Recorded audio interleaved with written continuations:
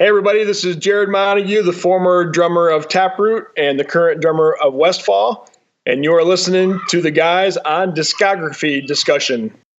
Jeff, how was your week, man? I was actually finishing up wiring up my home theater system. Oh, yeah? Yeah, and I it's all... Oh, God, here we go. Yeah, I know. And it's all Star Wars. I mean, because I'm a huge fan, if you guys haven't heard already. You and John Drake. Yeah, me and John Drake. So anyway... Rock hard for Star Wars. I had this brilliant idea, and I was thinking I should do, 19.2 surround sound. What and just the have, fuck? Yeah, have speakers, all over the place and be a total pretentious ass like George Lucas.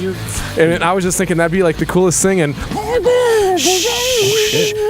That's it. Go to sleep. Go to sleep, Lars. That's up. Shh. Oh, hey, Josh. Hi. What's going on? I need to talk to you about, you can't just keep doing this. Doing what? Dude, Chloroforming we people? literally just saw you chloroform Jeff. No, you didn't. I think I can resuscitate him, but... No, you can't. He's fine. And if you think that David Draymond needs the Heimlich maneuver, then you are ready for this episode of Discography Discussion. I am Joe. That is Dan.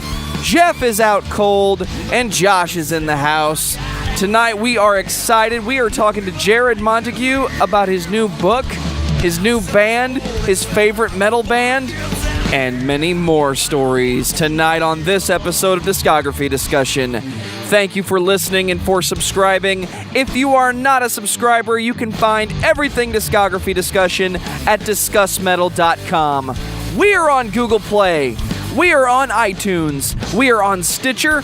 We are on TuneIn Radio. So if you have an Amazon Echo product, you can say to it, Alexa, play the latest episode of Discography Discussion, and she will. We're also on Facebook and on Twitter at Discuss Metal. Be sure to like, favorite, and subscribe. It really helps us out. It lets us know you're listening. Without further ado, Jarrod Montague. Hello. Howdy. Hello, sir. Hello. How's it going? You guys got a full house. That's awesome. Yeah. Possibly. You said Metallica, so this guy had to show up. Yeah, normally it's just three of us, but... So he's got the Ride the Lightning shirt on, so he's the expert, right? Right. Yes. I think this one, what is it called, Josh? It's a local donut shop that they're real big metal fans, so they've got it. It says Strange Donuts instead, but underneath is my Ride the Lightning t-shirt. Oh, okay. It's awesome. A metal donut shop. Who would have thought? Cool. I'm Dan. I'm the guy you talk to probably the most. And this is Jeff. How's it going? Hey, good. How are you? Doing all right. Joe's up front and center. He's the guy that pushes all the buttons. You'll see me the makes least. It all happen. and then this is Josh. Josh is our resident Metallica expert. Josh is a professional Metallica comparist. Yes. Yes, I am. It's awesome. Well, now I'm going to have my work cut out for me. I'm sure it'll be fun to discuss the Metallica discography. Well, we did that already. I know. That was actually our first episode. Well, and it's funny too, because now that I've had some time to re-listen some of the older stuff, some of my opinions changed on some of the stuff. Okay, good. Well, Oh, really? Yep. Like to hear that. Yeah. Yep. Especially Death Magnetic. I had a negative connotation. I've got more of a positive feel towards that album now. Only because I listen to stuff live, though. That's the biggest thing. Well, for those of you guys that are listening, we have Jarrod. Is it Montague?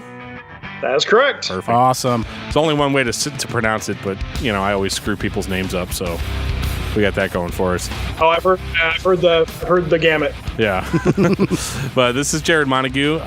You guys might know him as the drummer for Taproot. Yeah. Former drummer, but he actually, part of the reason that we are having him on this podcast this week is to help promote his book that he's coming out with called True Rockstars. And I have read some bits and pieces, and it's good stuff. And we will get into that a little bit later. And I'll actually have a few questions pertaining to some of the stuff I read in the book. But he was actually just on the Talk To Me podcast, which are really good friends of ours. And so I'm going to try not to retread too much ground.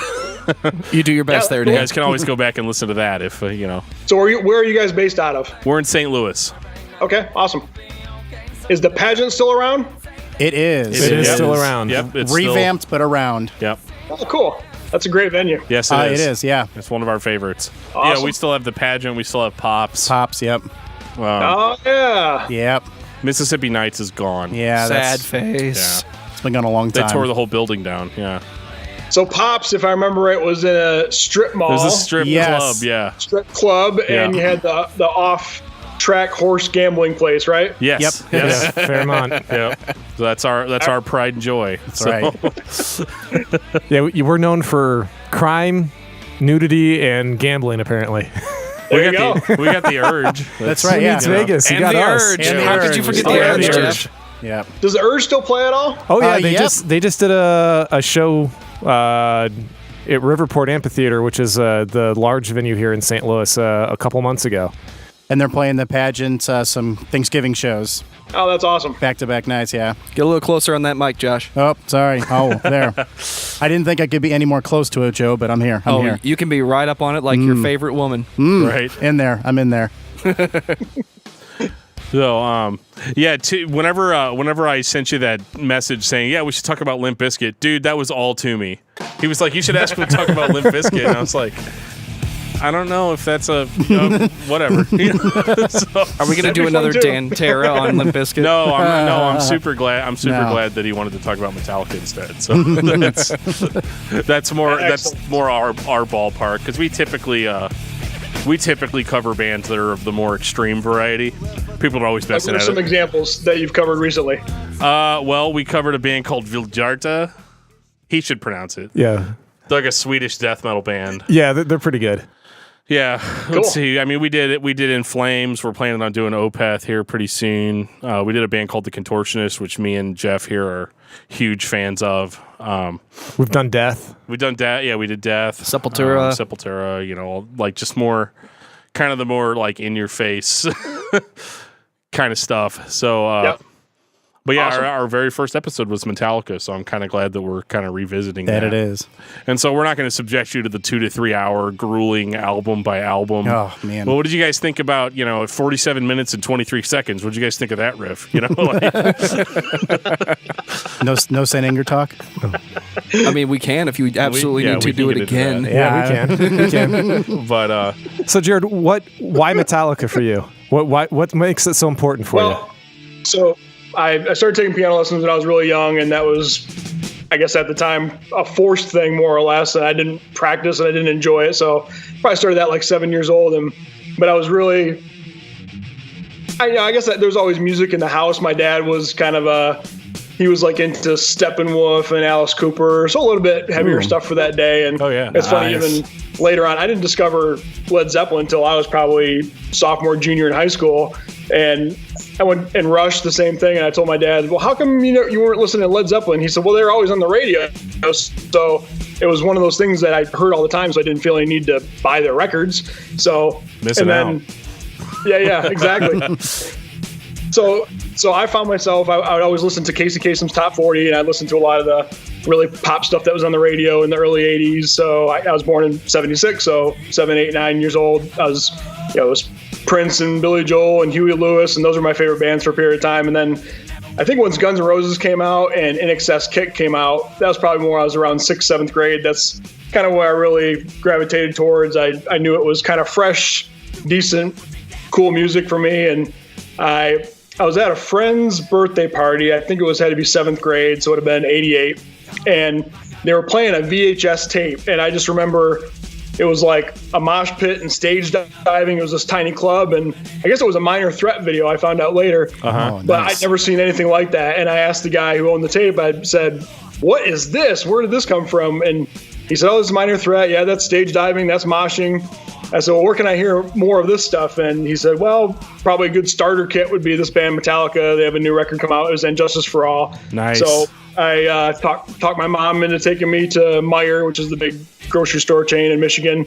And I got the tape and got home, put it in the Walkman, lay down in bed with the headphones, and I was just blown away. My mind was blown. And I think what it was since I did have some of the musical background with the piano lessons and all that, I was really just taken aback by the raw talent and the speed, and it was just unlike anything I'd ever heard before. Blacken comes in, it's got that crazy riff, and the drums come in really fast, and then I thought it was interesting too. I'd heard pieces of heavier stuff, but it always just kind of sounded like really grovelly to me, and it didn't catch my ear. But Sure. felt like James was able to almost scream a melody, which was really new for me too. And I thought, okay, this guy, not only are they talented, but this guy's has a version of a melody going on, and also his lyrics were just, he's talking Inquisition seeking you with trying minds, and Guns N' Roses in excess were, she's got eyes of the bluest sky. So it was just kind of like, oh, this is smarter music than what I'm listening to. Right. And so the next thing was I got one of those Columbia House things, and I got 18 tapes for a penny or whatever, you know. Nice. And the first thing I did was I ordered everything that was in the M's, I guess. So it was Megadeth and Manowar. Yes. And, Very nice. yeah, and Motorhead. And so I just went to the heavy metal section. I said, okay, I got to start somewhere. So I ordered all that stuff, and I just started, basically getting an education in heavy metal. So that's kind of where it started. Nice. Very cool. I did the Columbia House thing as well. I totally feel where you're coming from on that one. I kind of stuck towards the In Excess. I was a huge fan of Michael Hutchence because I liked the music and they got the chicks. That was kind of my thing back then. That's right, yeah. So I was like, yeah, I like these guys. I remember doing the same thing in the mid-'90s, and I forget how it started, but it was, okay, well, I'm just going to order all the bands that I know off the radio or off of MTV. So my first order of Columbia House was every Metallica they had available, Slipknot, Korn, White Zombie, and Rob Zombie. And for some reason, I sent back White Zombie, and I don't remember why. It's actually kind of funny. You send it back. I don't remember why. Because you could send back one, whatever. That's funny. No, thank you. Don't want this one. Yeah, they'd send you the one tape that they tried to charge you for like $12, and my mom taught me early on you could just write refused to send or whatever, or refused, and then the post office would have to take it back and they would pay the postage. So I probably did that way too many times, but that's my secret to junk mail, is just refused. That's right. That's right. You can have it back. Yeah, I guess on mine it was really these guys. Because, I think before that, I guess, what are we talking, Joe, like mid-'90s? It would have been 96, 97. Yeah. So, like, I was really into, like punk bands and grunge bands and stuff like that. Yeah. And I remember for a long time it was Nirvana and Alice in Chains. That was it. And, absolutely. Josh introduced me to... I introduced him to Metallica. Yeah, he introduced me to Kill 'Em All, and I think he gave me the first four. Kill 'Em All, Ride the Lightning, and Justice for All. I was the kid who made Master copies of the first four albums, and I just handed them out like candy to whoever was Don't interested. listen to Load. Like, Don't listen to Reload. Just listen to this. Everything will be fine. Right, yeah. And then Dan pops up one day and says, well, my favorite Metallica song is King Nothing. And me and Josh both looked at him and said, it's okay, dude. You don't know any better. That's so, yeah. Well, that band, that band definitely, obviously took me on a path that completely changed everything, And then Zayo showed up and the whole world was different. Yeah, Zayo. Well, yeah. It's interesting too, because I feel like I'm wondering for you guys, if I feel like as I've talked to people that were fans of Taproot and people that say, oh, Taproot's my favorite band, I feel like the age where people are primed to figure out who their favorite band is usually happens around that 7th, 8th grade time. Absolutely. I've met people that are 3 years older than me, and they have the exact same feeling and story about me discovering Injustice for All, but for them it's Master of Puppets. Right.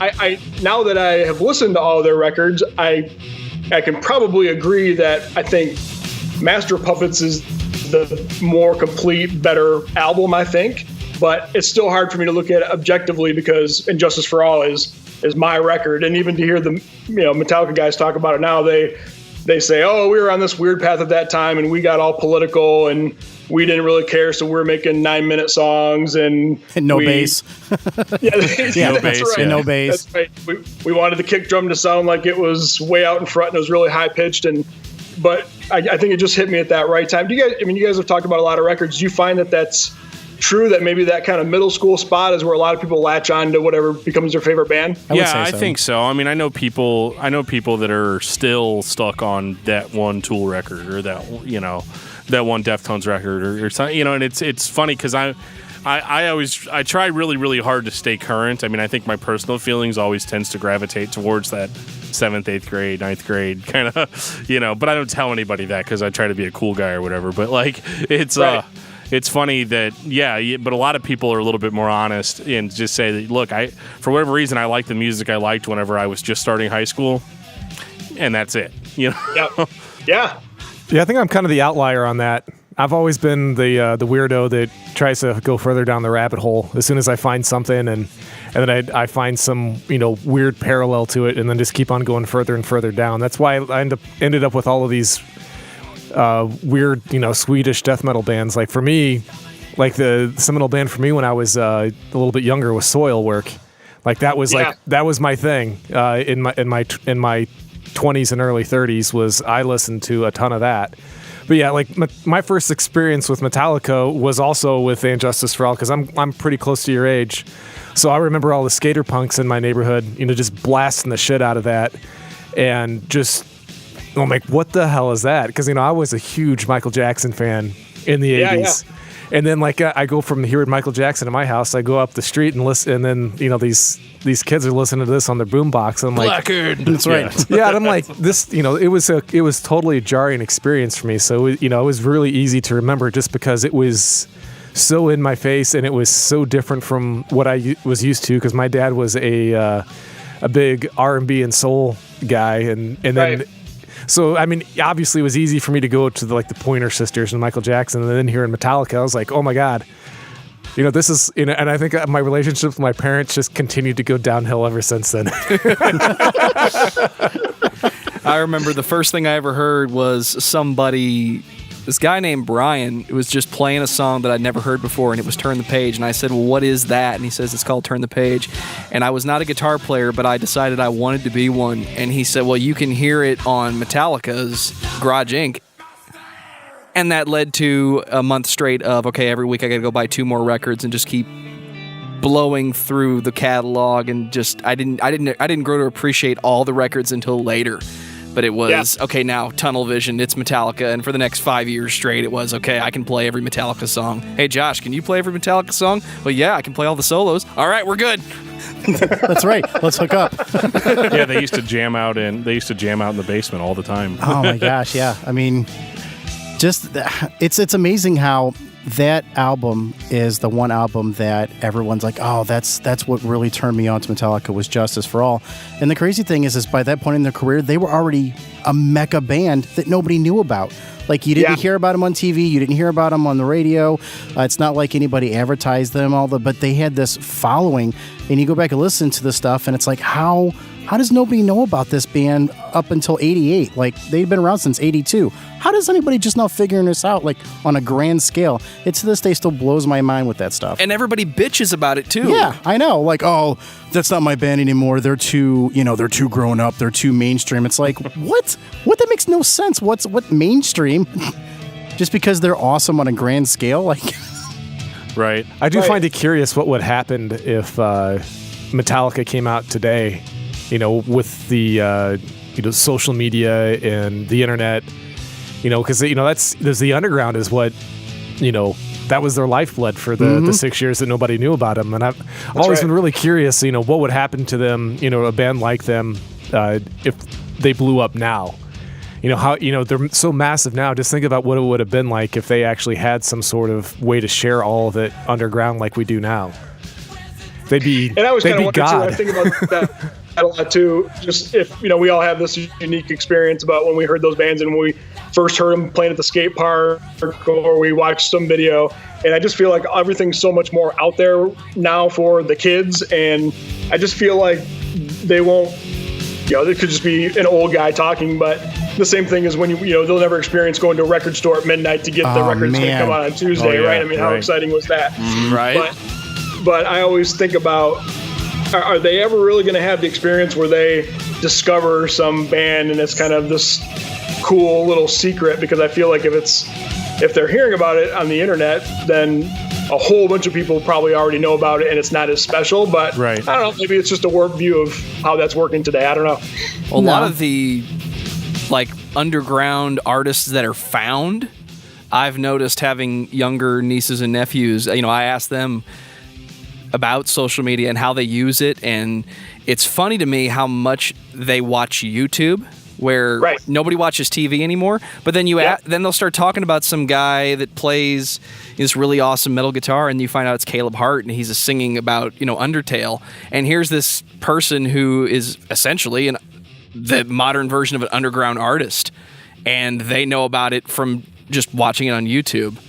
And that person maybe, and I say that because I can't think of many that will never have a major release or be an extremely popular band. But they made that awesome YouTube video once. And I mean, Metallica was on a cassette at some point that was dropped in my lap.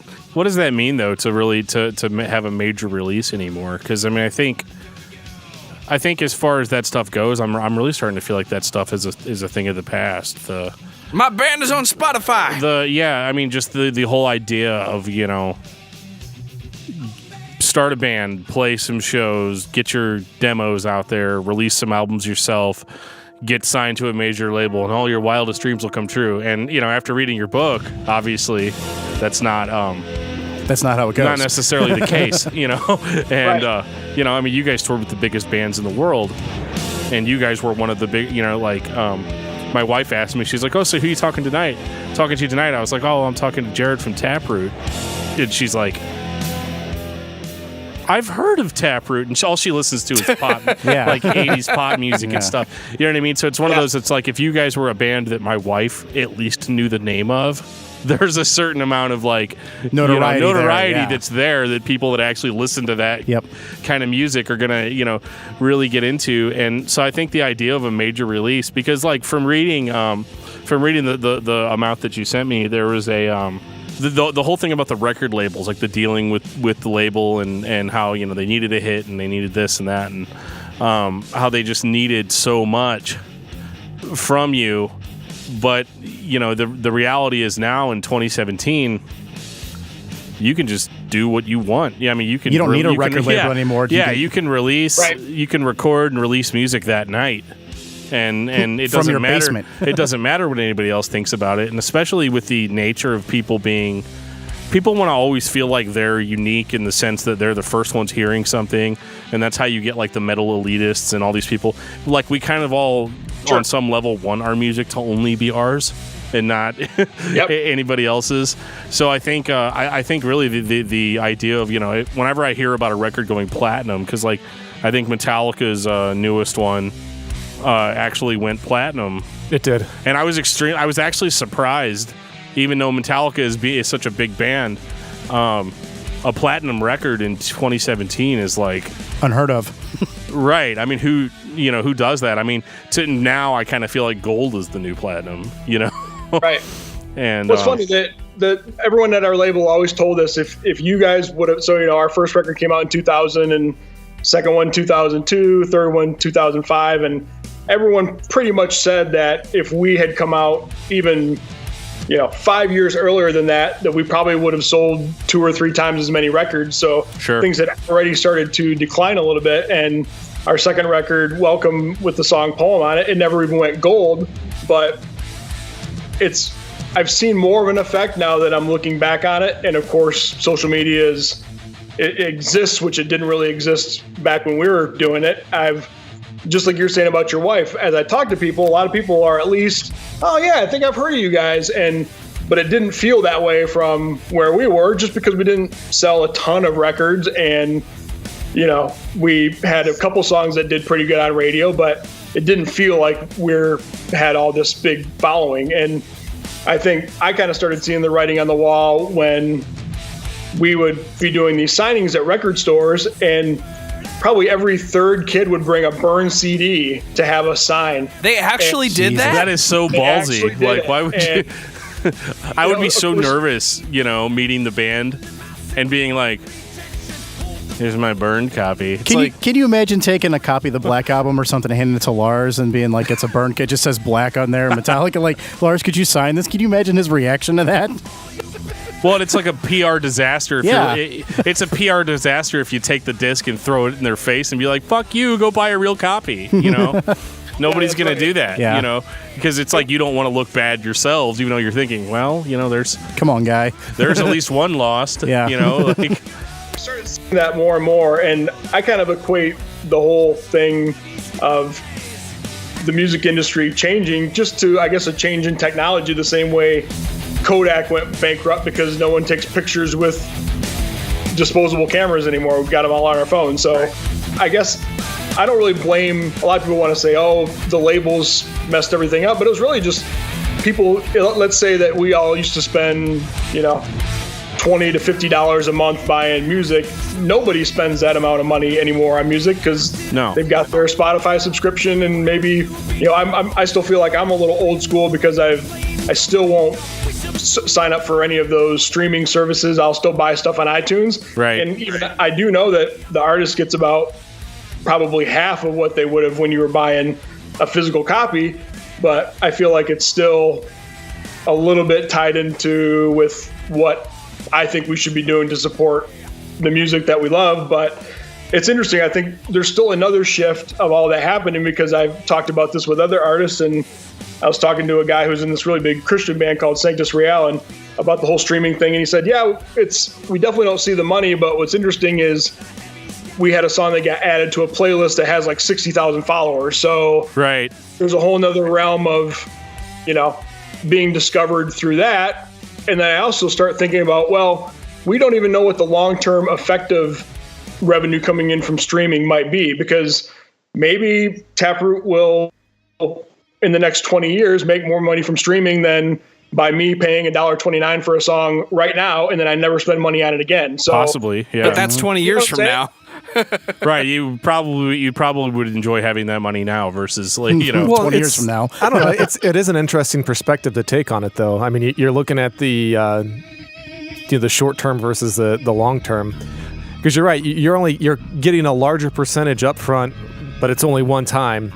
Whereas each time that you're listened to on a streaming service, you're getting a fraction of a penny or whatever it is. But if that keeps going on over and over and over and over again, I mean, it's very possible that it could well surpass what you would have gotten if it would just been that one-time purchase. And that's a really interesting point. I'd never really thought of it that way before, as far as for somebody like yourself who's actually a performing artist that actually, that's how you made your living, and now you're, looking back on it, that's really. I'm gonna go home and I'm gonna be thinking about that a lot tonight. I'm not gonna lie. I might end up doing some math. Yeah, there's a band from Detroit called No Resolve, and they're not signed, but they got a song that's being played on Sirius XM, and it's doing pretty well. And they have some labels that are looking at them, and I'm just kind of trying to give them advice. And I said, well, tell me a little bit about your numbers. What are you making from streaming and merch? And they said they're bringing in like $2,000 to $2,500 a month from streaming, and they'll sell, they'll do $100, $200 in merch. And I'm like, well, if you sign a 360 deal with a label, they're obviously going to take a percentage of all of that. Yeah. So I think that you guys probably could be a financially viable band if I think what you guys already said it, go in and make, release a new song every couple months, or do a 3 or 5 song EP, and just, keep building the streaming followers. And so I guess the way I see it, kind of how I put it to him, is if your goal in music is to have your band's name well known and go on tour and do that whole thing, then you sign the deal, but don't plan on making any money, because Taproot was around when people were still buying CDs. And at the end of 5 years, I say in the book, I checked my ATM and I had $20 in there because our third record didn't sell very well. And say $50,000, $60,000 advance that we had gotten for that record, it took us, we lived on that money for 3 years. So $20,000 a year, not a great living. And we, it just didn't sell well, and we weren't going to do another record with Atlantic. So we were broke. And, but a lot of people now know who Taproot is, and we got to have a lot of fun on the road. So I think that's the decision point for a new band, is if you can grind it out, you can probably bring in more money than you would if you signed a label, but you're probably not going to get that really wide exposure unless you have a label backing you, Sure, yeah. So is it true, and I use this story roughly, the way Steve Albini laid it out once was, you get $50,000 up front, but that's basically your advance for the next 4 years. So is that basically true?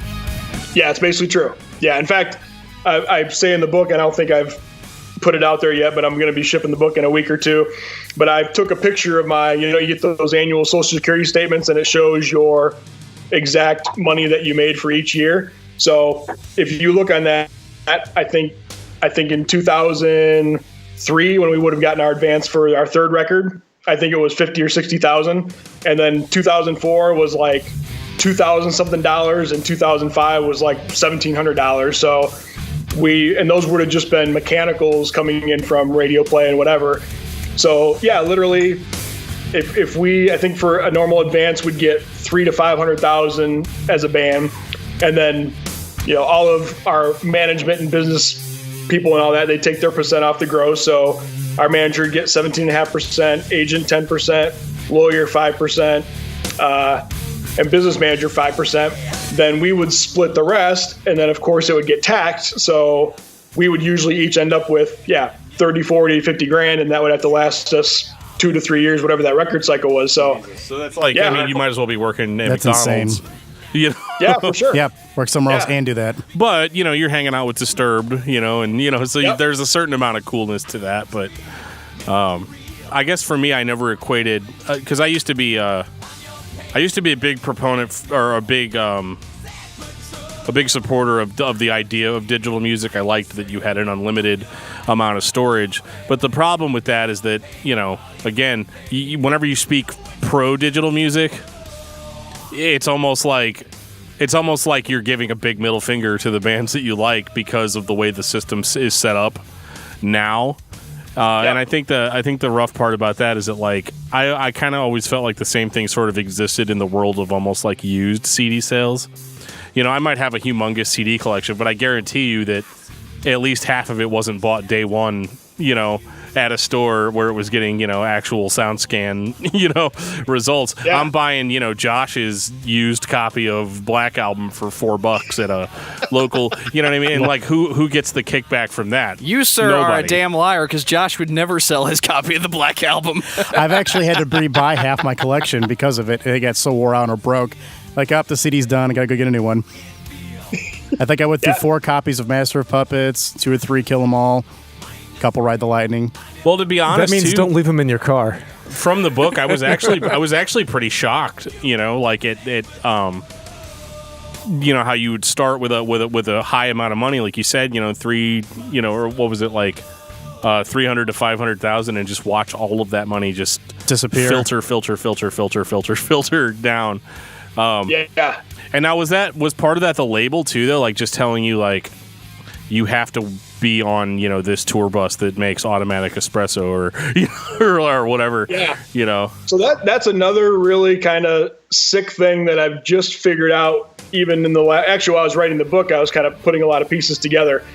And what's interesting about it is so the label would give you an advance for a tour. So I think when we were on Ozfest, it cost us $80,000 to tour for 2 months. Okay. So that's your bus and your driver and your hotels and your techs and your gas and all that stuff. So any income that would come into the band, like I said, I guess everyone always says that the record industry is screwed up, and I think the reason it's so unfair to the artists is because all those manager people take their money off the gross. So if we had $80,000 coming in as a loan, quote unquote, from Atlantic, everyone gets a cut off of that $80,000. So if you think about it, there's no incentive to the managers and all those people that are getting money to have you tour in a expense-minded way. So the more glamorous they can make it and the more money that they spend, the more money that they can take off the top. So, and by the time I kind of started figuring all this stuff out, I think I said in the book, the last tour that we did was, I decided, hey, we're going to go make money on this tour. I'm going to be the tour manager. And I kind of just figured out, okay, we're going to go back to a van and trailer. I'm going to, kind of book all the shows and do the advances. And we're going to take, 2 techs out. And for the very first time ever, we pulled back into my singer's driveway, and I think we had $14,000 cash. And I handed each guy, $3,500 in cash. And we were just like, oh my gosh, we made money on tour. And it was, right. It was pretty incredible. So by the time you figure out how it all works, it's almost, we're already on the down cycle of our of our popularity. So I want to try to get that message out there. So if people are interested in doing something in the music industry, they're just going with eyes wide open and they know how a lot of it works so that they can make a conscious decision on which way they want to go, you know? Right. Do you think that they can still get away with that, or is that kind of gone by the wayside? No, I think they definitely can. In fact, I have a friend that's a songwriter, full-time songwriter for Atlantic, and we were talking about The Voice. I love The Voice. I only watch 2 shows, The Voice and America's Got Talent. And he said that he knows people that have gone on The Voice, and essentially they kind of sign their life away. It's such a crappy deal for the artist because they take so much of a percentage off of you that they basically never make money unless they're, just a crazy superstar. I think the last time I looked up even like Kelly Clarkson's net worth, it was like $15 million, which, that's a nice number, but for as big of a superstar as she was at one time, she probably should have made a lot more money, but she obviously came from American Idol, so they just put these artists in really crummy deals. And in fact, that same guy said you're better off to finish like 4th or 5th on The Voice because you're not as tied into the deal as if you win, because then you're kind of their employee, but you still gain some kind of a following from being on TV, and so hopefully you can convert that into something. So yeah, I think it still happens. I think even when we signed our deal with Atlantic, the split was the label gets 86% of your record sale and we get 14%, but then they withhold our 14% until we pay back all these loans. And basically, unless you become like as big as Kid Rock or somebody, you never are going to recoup your money. And I don't know if you guys ever saw that movie, was it Artifact that 30 Seconds to Mars did? They do a really cool breakdown of how all that works. And they basically say, we sold 2 million records, but we still haven't recouped with our label. So right. It's still kind of set up that way. Sounds like bullshit. It is. It's crazy. It's crazy to think that the labels can still get away with that now. I know it's easy to say labels are the bad guy or whatever. I mean, obviously, none of us would be here if it wasn't for Atlantic Records and you know what I mean, like all that stuff. Like a lot of the first music we ever heard was provided by a major. And so I mean, there's certain credibility to that, but I think it's just odd because with listening to underground music primarily now, I guess it's one of those, like I just had a buddy of mine, a relatively well-known indie label contacted his band wanting them to sign a deal or whatever. And I was like, oh yeah, man, well, don't do this, make sure you do this, make sure you do that, all the advice that people give each other. And then he comes back the next day and he's just laughing. He's like, dude, that was literally the worst deal they offered us that I think that you could possibly have. Like, I think it was one of those, like, they do a 1-album deal and the label basically gets, like Atlantic, I think the label gets like 86% of the sales of the record. Yep. But and they also get an exclusive band T-shirt design that only they can sell. Oh wow! That the band has to contract out an artist to make the T-shirt and all that, and that actually whenever they're on tour, that the label actually gets a cut of the merch sales and stuff. And I'm just like, what the hell is that? I mean, like for an underground hardcore band, like your merch sales are the only thing that's going to get you from one town to the next town. That's right. So like, why in the world would anybody sign a deal like that? But I think that there's just still this myth perpetuated that like you're working hard now, but you're going to sign to a label, and then all your wildest dreams are going to come true. And that's what I really enjoyed about the bit of True Rockstars was it was all like, dude, I was in Taproot. We had the most played song of 2002. You know what I mean? Like it's like, and this is how much I was pulling in per year. Yeah. Even some of my really good friends, I think they still believe that I'm just making it up. That's why I put a picture of my Social Security statement. I wanted people to say, no, I'm not like a joke. I mean, you remember I think TLC did that Behind the Music where she said, I think Left Eye was like, here's how you can sell 1 million records and still be broke. And she broke down some of that math. And I remember thinking at that time, they must have some other money coming in somewhere. But it's not. It's real. Right. And back to the whole spending thing in the loans. I remember our video for Poem. The brothers Strauss directed it, and they've done like movies, and the budget was $225,000. And looking back, it was a 2-day video shoot, but there's 40 people on the set, and there's makeup artists, and there's a wardrobe person, and it's just like the money that was spent back then is just unbelievable. So yeah, and if I think about it, and I'm not trying to bash the labels, but like the deal that you're saying that your buddy was offered, that's the whole 360 deal where. Frankly, I mean, the labels are struggling too. They've still got their big buildings in New York and LA and all their employees that they have to pay for. And their income stream has gone way down because people aren't buying music anymore. So they've had to try to do anything they can to try to keep the revenue coming in. And so they're thinking, okay, well, I guess we've got to get a piece of the merch and the royalties from the radio play and any other piece that they can put their hands on just so they can keep their business going, So right. Yeah, they're trying to squeeze blood out of a stone. They're just trying to get every last drop that they can because they're on a failing model. I mean, it doesn't work now. But but they still are grasping at it, and unfortunately it's the artist that ends up having to pay the toll. It's not the record label yet. Eventually, it's just going to be where I don't think there's going to be major record labels anymore. I don't think they're going to. Yeah. I don't think they're going to exist. They just with everything going digital, the way that everybody has easy access to do it themselves, and the software keeps getting better. It keeps getting cheaper. I mean, there's resolution. Yeah, 96K. Yeah, I mean, there's out of this thing right here. Yeah, there's less and less reason, to do that, and that's the other thing too. Is we are now looking at the next generation that's coming up, and all they know is digital. Like that's all my kids know. I mean, I got 11 and 13-year-old, and they don't know anything but digital. All they do is YouTube.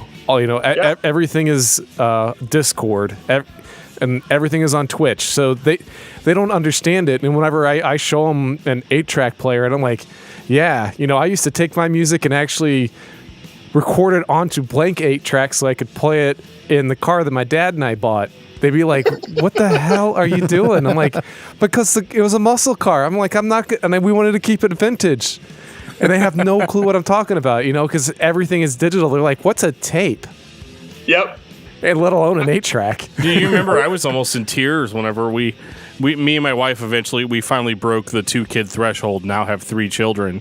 So I had to give up my creepy gold van that I drove around all the time that had an amazing cassette deck in it. Oh, dude, that thing. And I was almost in tears that I had to give up my cassettes because I still had all of them, dude. I still had everything. Because you're still listening to original 80s thrash on cassette. Dude, I mean, I listen to all kinds of that stuff. I've got old Sepultura albums on cassette, and I loved and it sounded really good because it was a van that was made in the early 2000s but hadn't been driven a whole lot, so it still had a legit cassette deck that was newly manufactured, and so everything was perfect about it. The sound was great, and it sounded probably not as good as a CD realistically, but it's still, It's the experience, though. That's what it is. It was, dude, just pulling out that little plastic triangle and being like, yeah, things haven't changed that much over the years, And but eventually I had to give that up, and now my wife drives it around with our posse of children.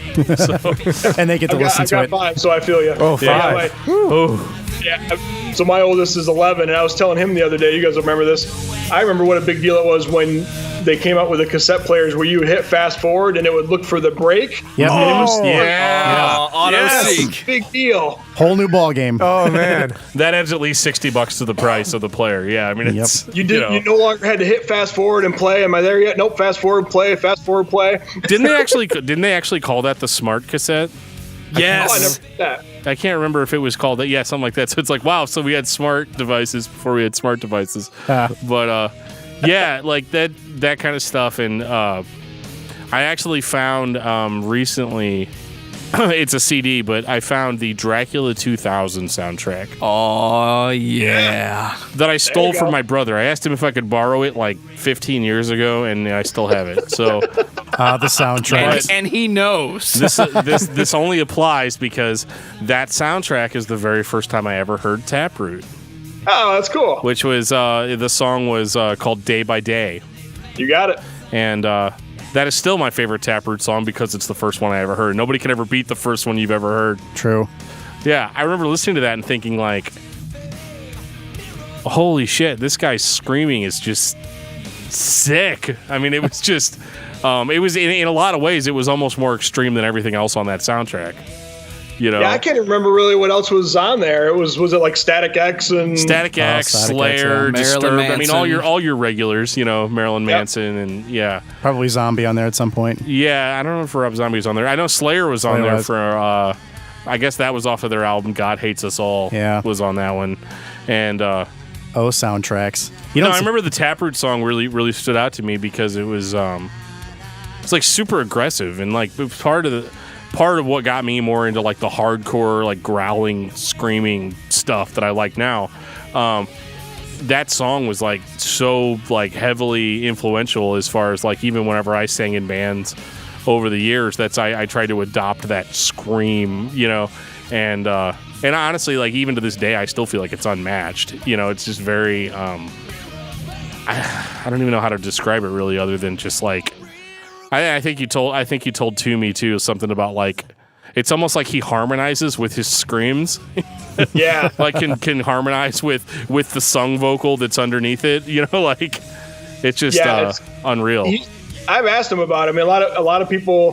He actually says that my old singer, whatever, Taproot singer, says that it's harder for him to sing a higher note than it is to do that scream. So I agree. He says there really is kind of a.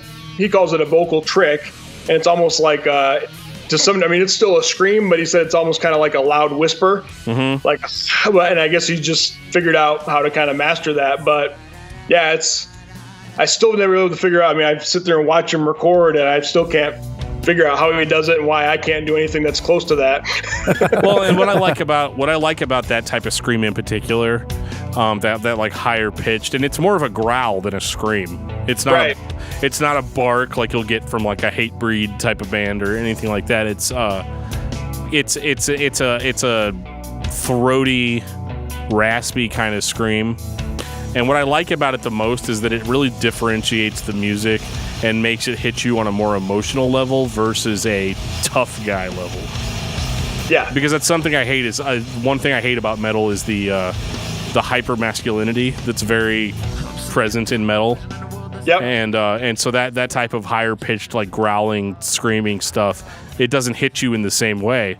It's still aggressive, it's still full of energy, but it's not like a, you know, I'm better than you, I'm gonna beat you down. You know, like it's not that. You're not the aggressor, so to speak. Yeah, and of course we talked about I came from a pop background, I guess, and so I still have a soft spot for a good '80s pop tune. And I always say, man, if I could clear this disk drive of space of 80s lyrics and melodies out of my brain, I could probably cure cancer right now. But sure, because it's all filed up there. But so I think, I don't think I would have been attracted to be in a band that was like Hatebreed. I like Hatebreed for what Hatebreed is, but there's no kind of rest from that same kind of vocal sound. And I always liked how Steve was able to do that scream, which, like you said, it kind of satisfied that metal stuff that I grew up on. But also then he switches over and does a melody, which I like. And so I think that was part of why because I wouldn't have been in a band that I didn't like the music. So I think that's kind of why I gravitated towards what we were doing and just really decided, in the book I talk about, I was kind of destined for medical school and was going to be a physician, and Taproot kind of started taking off, and we had built this local following in southeastern Michigan, and I just kind of had to make that decision. We were offered a record deal, and I'd taken the MCAT, and I was getting ready to go to med school, and I actually talked to a gastroenterologist doctor that I was working for and said, hey, I have this opportunity. What do you think I should do? And he was like, dude, you got to go for it. This is that fork in the road. You can always go back to med school. And so, yeah, I felt like what we were doing was pretty special, and it was maybe like the next evolution of Korn. And, at the time we didn't know that there were a whole other slew of bands that were doing something similar to what we were doing. Like like all the bands that we toured with from, 2000, 2005, like Papa Roach and Disturbed and Linkin Park and Chevelle. But all of a sudden we find out like, oh wow, there's a bunch of bands that kind of figured out, all doing something in the same genre, It's interesting. Isn't that weird how that works? Like, yeah, it really is. You wonder like how, like, as a society, humans kind of like at different parts of the world adapted certain technologies and everything all at the same time, like being very isolated from one another. Because it's not like there was YouTube back then. Like you could, like, I mean, in like 1999, the best I could hope to hear a new band was like my buddy might make me a tape of it, or I was gonna say tape trading and CD trading. I mean, stuff like that. And I know that's piracy or whatever, but it's like, it led to back then. It led to album sales. Yep. But that's right. But what's interesting is that, like, whenever we Joe and I played in a band for a number of years, and it was one of those things where it was just the very beginning of MySpace. And I remember even back then thinking, oh my gosh, this is so oversaturated. And I would hear like 7, 8, 9, 10, 11 bands a day that sounded exactly like what we were doing. It was very demoralizing, That's right. Because I was like, oh, dude, nobody's going to care. And they didn't. But, it's one of those, like,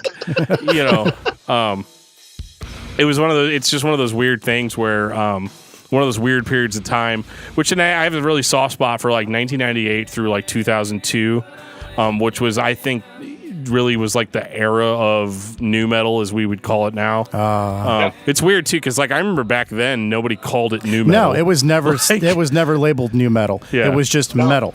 Yeah, it was the metal of the time, Metal or hard rock, that's what it was called. I even remember when it was okay to listen to stuff like Limp Bizkit and it'd be like okay. Yep. And now I'm like, no, I was never into that. No, I didn't listen.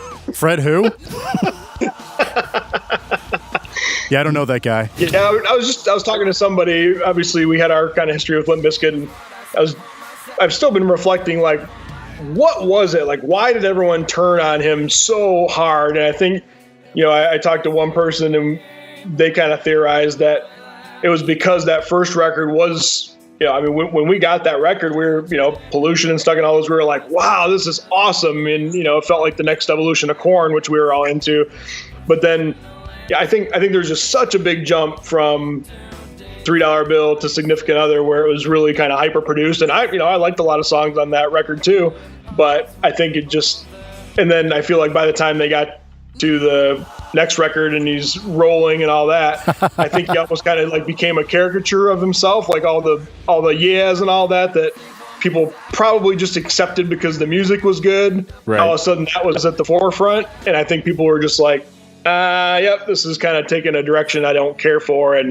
But yeah, what a backlash. I mean, because they were a really great band at one point at least, and had a lot of credibility. But man, for something just happened and everyone turned. And I think part of it isn't even their fault as much as it's just a shift in society. Me and Toomey and all of us were talking about a while back about how, like, when September 11th hit, it was almost like America's mindset on everything, culture and music and everything really shifted. And I think that's part of it. Like I was talking earlier about like the hyper masculinity in metal. Fred and Limp Bizkit had that in droves, but for whatever reason, just it being a product of the times or whatever, just something that didn't age very well. Yep. There comes a certain point where you go from literally on a Thursday being the coolest thing in the entire world to on Friday everybody's like, oh, you're still doing that? Right. So I think they really didn't age as well as they could have. And I feel the same way too about bands like POD, although they continued further on after September 11th, which is, we were talking about that too, how September 11th actually really escalated the growth of the Christian nu metal bands. That was whenever they all kind of came out of the woodwork, was after September 11th, because POD's Satellite came out on September 11th. That's right. And they were one of the biggest bands in the world at that time. And then, you had bands like Project 86 and who we actually just talked to the singer of Project 86 a couple weeks ago. That was a lot of fun. Are they doing some new stuff? He's got a new record coming out. I've got it pre-ordered. I should be getting the vinyl, I guess, probably in a couple of months. That's awesome. Yeah, they were on Atlantic with us. I think we did a 2-week tour with them, and yeah, great band. Whatever that record was that came out, was it Drawing Black Lines? Or no, it was Truthless Heroes. Yeah, that's right. But yeah, we listened to that record a lot. I was just like, wow, this is really good. But yeah, that's cool to hear they're still doing stuff. I'll check that out. Yeah, he was a really deep dude. Like, his lyrics were huge for me, growing up, even now. But yeah, no, I think like they came out, and then Blindside came out over from Sweden of all places. So Jeff, yeah, Silence. I love that album. Yeah, that's a great record too. You're right. Yeah, it is. So it's just really weird that all those like spiritual, faith-based bands, kind of took over that scene for a while. Yeah, they filled the shoes, so to speak. Yeah, I hadn't either, and honestly, it wasn't until Toomey said it. He's like, no, well, September 11th had a very negative impact on record, because I think he was in Primer 55 at the time, and so he got to kind of experience all that stuff, firsthand, just like you did, between Taproot's second and third record.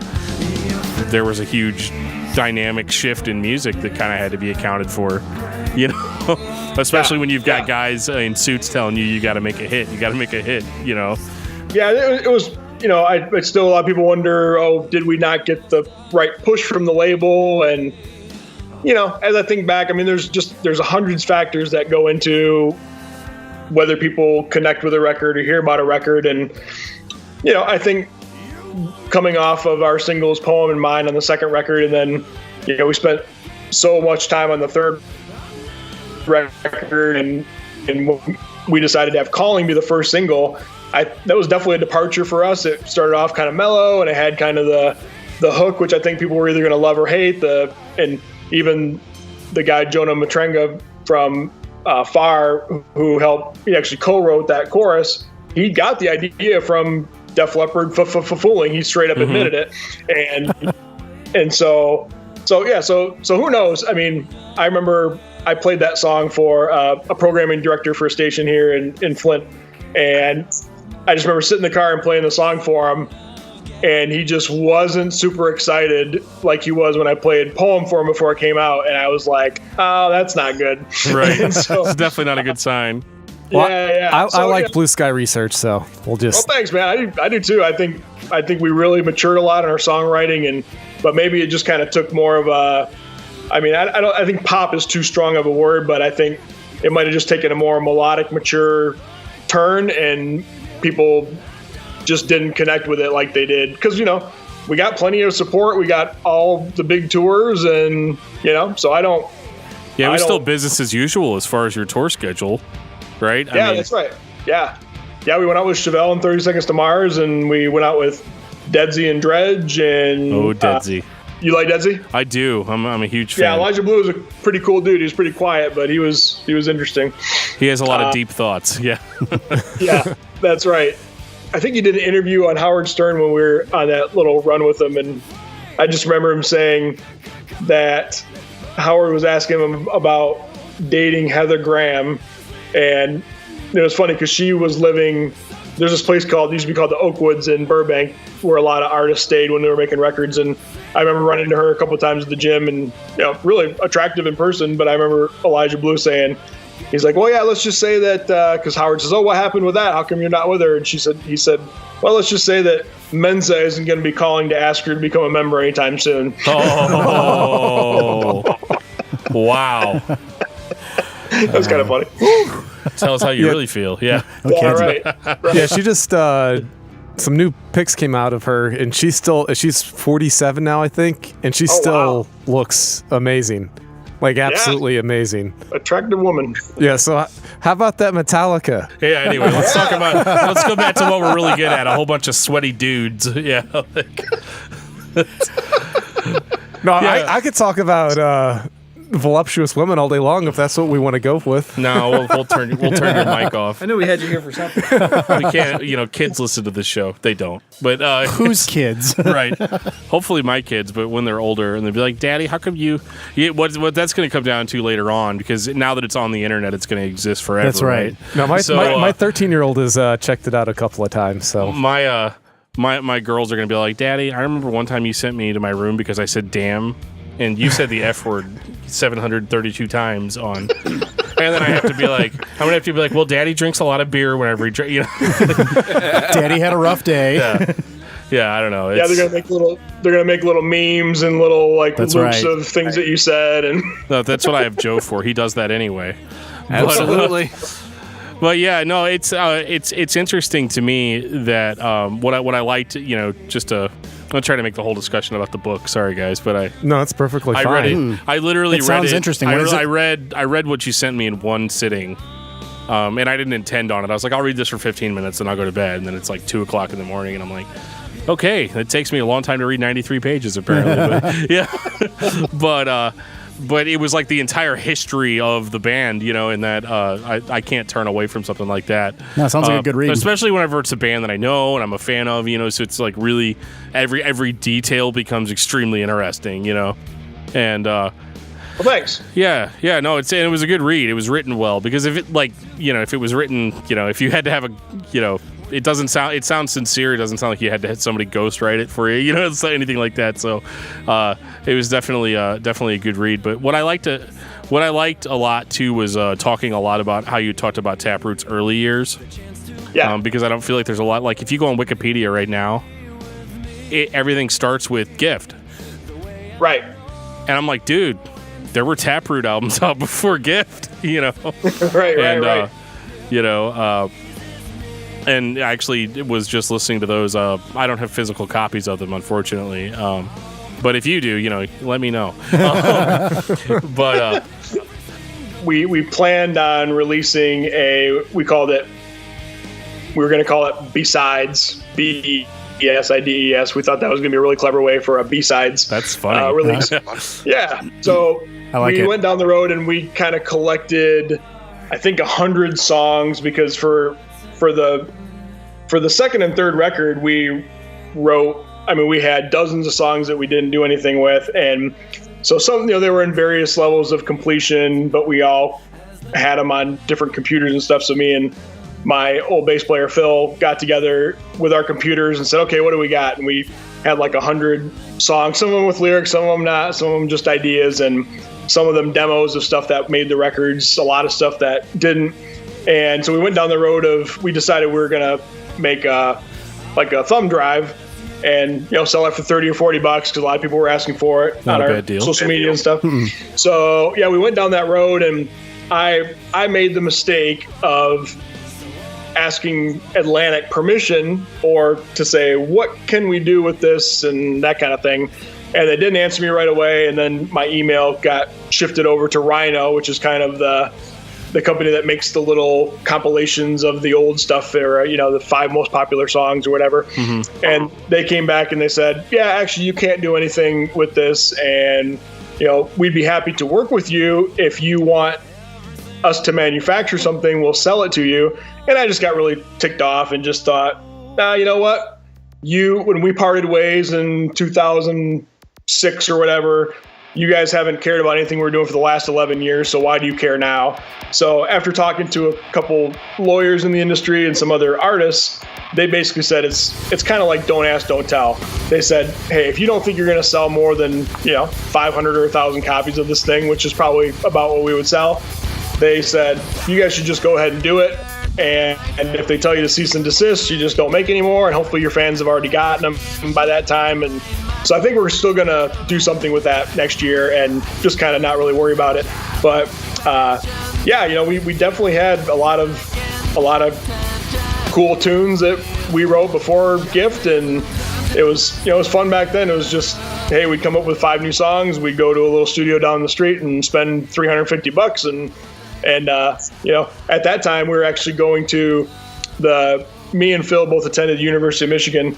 So, and the other 2 guys were from Ann Arbor. That's how we all met. And we'd go to one of the University of Michigan computer labs before all the students would get there. We'd get there like 6 a.m, and we would sit there and burn copies of what we did in the studio, and then we would basically make our own CDs, and we were kind of promoting ourselves on some of those old message boards and on the Pimp Rock Palace back then, and we just saw these little pockets of fans developing because we'd sell them for $10 and people would send us cash or a check, and all of a sudden 4 weeks later we'd get 3 or 4 orders from Owensboro, Kentucky, and so it was fun. It was fun to see it kind of proliferate in that way, but it was just a fun time back then. You worked your butt off. You went and flyered for the shows, and you handed your stickers out at other people's shows, and we kind of touched on a lot of that stuff. But yeah, it was a fun time to do all that hustling kind of stuff back then. Yeah, it's unique too because it's never going to happen again. No, and bands don't hand out stickers. They don't hand out tapes at shows or flyers. Hey, check us out at this bar tonight. I remember being aggressively asked to leave the mall one time. That's awesome. By security because I was handing out flyers to a show, and Dan got desperate by mall cop. Yeah, it was rough, but that was like at the very beginning. Because what was that, Joe? Like that must have been like 2005, 2006. Yeah, something like that. Yeah, and so it had started to change. At that point, and. But yeah, that just blew my mind whenever I read that like you guys got how many records you were able to sell just on your own, and in a lot of ways as a band was probably pulling in more money as an independent band than the major label, Yeah, and even I think it took us 15 minutes to burn each CD, so we were making 4 an hour. So to think that we sold, back in the day, oh man, I remember those days. Yeah, that's right. You actually said. You were thinking about calling it Besides. We loved album titles, and everybody around us, if they had a demo, it was just called their band's name.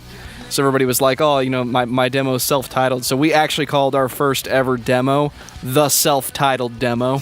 And we thought we were so fucking clever. Of it. Yeah. Right. That's right. That was new metal. That was super new metal. That was old. That's awesome. So what kind of band was it? What would you consider to be your influences? For our band? Well, we were in 2 bands. Yeah, at that time, yeah. So the first one, the one he was talking about, definitely stuff like Taproot, Korn, Deftones, and Metallica. James Hetfield. Metallica a little bit, yeah. We actually have a riff on or a piece on one of the songs that's completely lifted out of Metallica's one. So thank God we never got popular, right? So like, we were 17. But then we were we started another band. Forgive me, Lars. We started another band in 2006 called Into Destiny. Yeah, I don't know. And we were a Christian hardcore band. Right on. And we I guess I don't know, we played like hardcore music, but it sounded a little bit more like I don't know, like an Under Oath, Hope's Fall kind of thing, where all I did was scream. I just abandoned trying to sing well at that point. I just let the other guys, if we needed to sing a chorus or something, they would just do it. Dan growled a lot. But yeah, I did a lot of the growling and high pitched screaming and all that stuff. But yeah, so no, that was kind of like the intricate time changes. I'll try and bring it back to Metallica a little bit, but that was another thing that really attracted me to what they were doing in that record. And I've actually heard an interview with, I think maybe even Kirk, when they did the S&M record with the San Francisco Symphony? Yeah, Symphony. And I remember when they were trying to orchestrate all that. See what he did there? Orchestrate with Symphony. Orchestrated. Yeah, very nice. They would, they just had so many weird time signature changes that it was really hard for the symphony to figure out even how to count it. And I think Metallica said, well, that's just kind of what we've always done. We don't know why we come up with it that way. And I went back and listened to Justice getting ready for this, and yeah, just even like the slowdown for Injustice for All, like the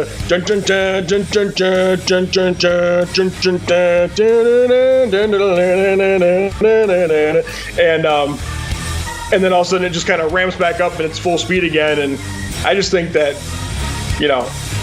I still don't think that many bands were doing that even around that time. I think that might be kind of one of the Metallica signatures, that they just really had a lot of those cool little abrupt tempo changes and those weird little extra beats at the, even like the Master of Puppets thing. It's kind of like the dun, dun, dun, dun. It's like, where does that come from? It doesn't really stick in with 4/4 time or anything. And right. So, so I think we always kind of tried to take a piece of that to make a song more interesting. Like the bridge of our song Poem, it's like dun, dun, dun, dun, dun, dun, dun, dun. We try to do like one of those little break things before you get back into the 4/4 time, and I've always thought that was really a fun thing to do, and I enjoy listening to music that does that.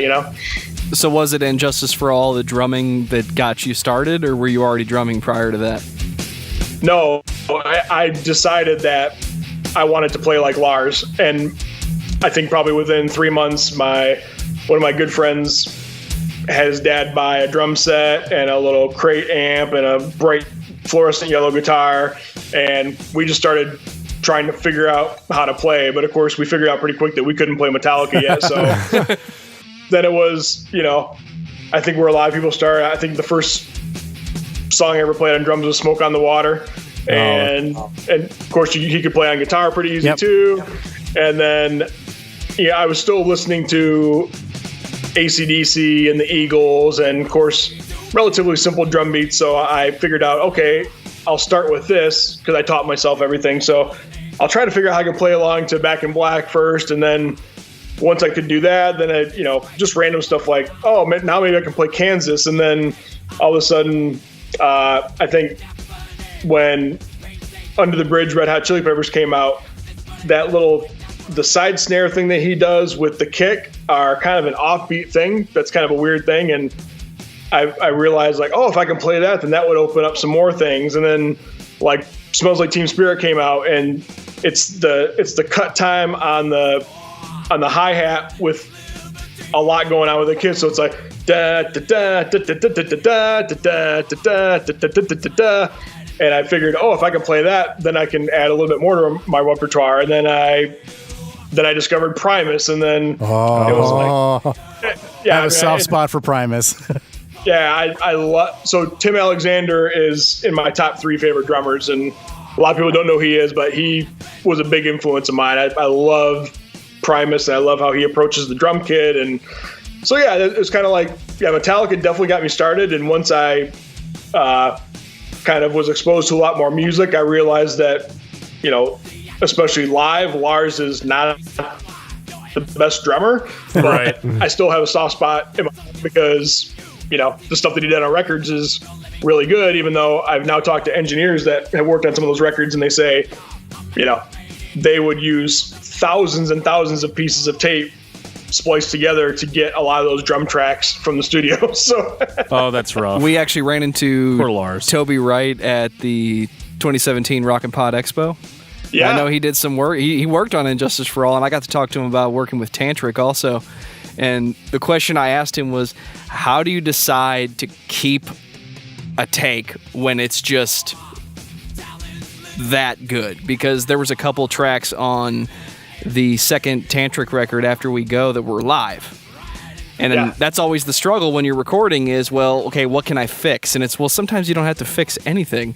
And his answer that he gave me will stick with me forever. It was, if the band can't do any better, that's the best they can do. So go with it. And I then followed that up with, so what was Lars's best? And he said, you've heard the record. From what I understand, though, he was a lot harder on you guys. It sounded like from the book that he really, really, really pushed.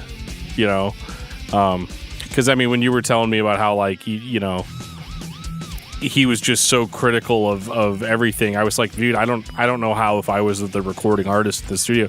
Don't get me wrong, like big time guy, somebody you want to have on your team. Yeah. I don't know if I would have stuck with it. I probably would have been that guy. I probably would have been like, you know what? I'm out. You play the drums. Yeah, you play here. Yeah.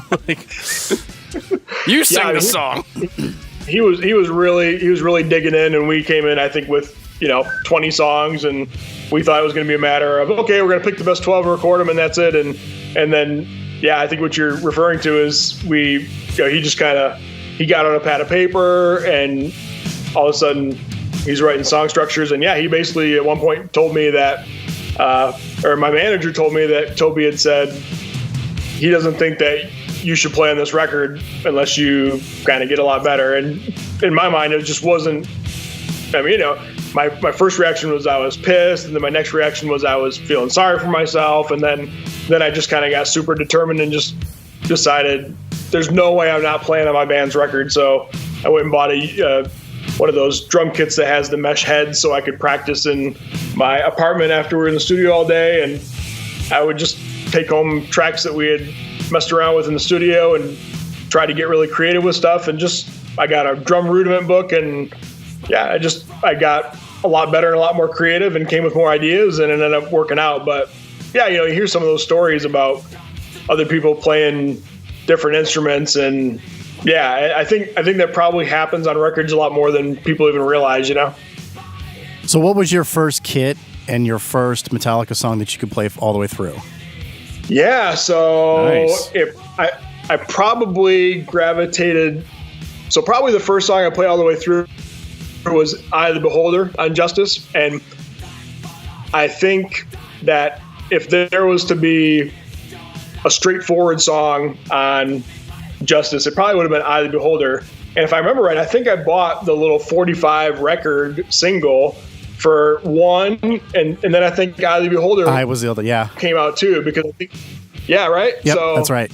And I'm trying to think of the B-sides. I think one of them was The Prince, and one of them was, I can't remember the other B-side on the other one. I don't have to look it up. I don't want to say like Blitzkrieg or something like that. Maybe something. It was something from Garage Inc. Garage Days, I remember. Yeah. They had Yeah, I two think you're right. from there. We'll have to check Yeah. on that. Yeah, but Yeah. Eye of the But Beholder. so, It was Good. the Small Hours. Yeah, what? That's right. It's the Prince and Small Hours. Now that you say that, sounds yeah, correct. I think you're right. Yeah, that's awesome. Good call. But so yeah, Eye of the Beholder, you just got the kick drum, digga, digga, digga, digga, digga, digga, digga, and that was easy to hit the kick and then kind of play that, on the floor tom. And so I think that's probably the first song that I learned all the way through. And then, of course, once one kind of became a single, I didn't grow up with MTV, so once I heard that the video was out and I heard there was this big controversy around it, I went and they had the VHS tape that you could buy of the single. And so I bought that and I watched the crap out of it. And then I just loved that video. It was one of the first times that I actually got to see them all playing together. So, I never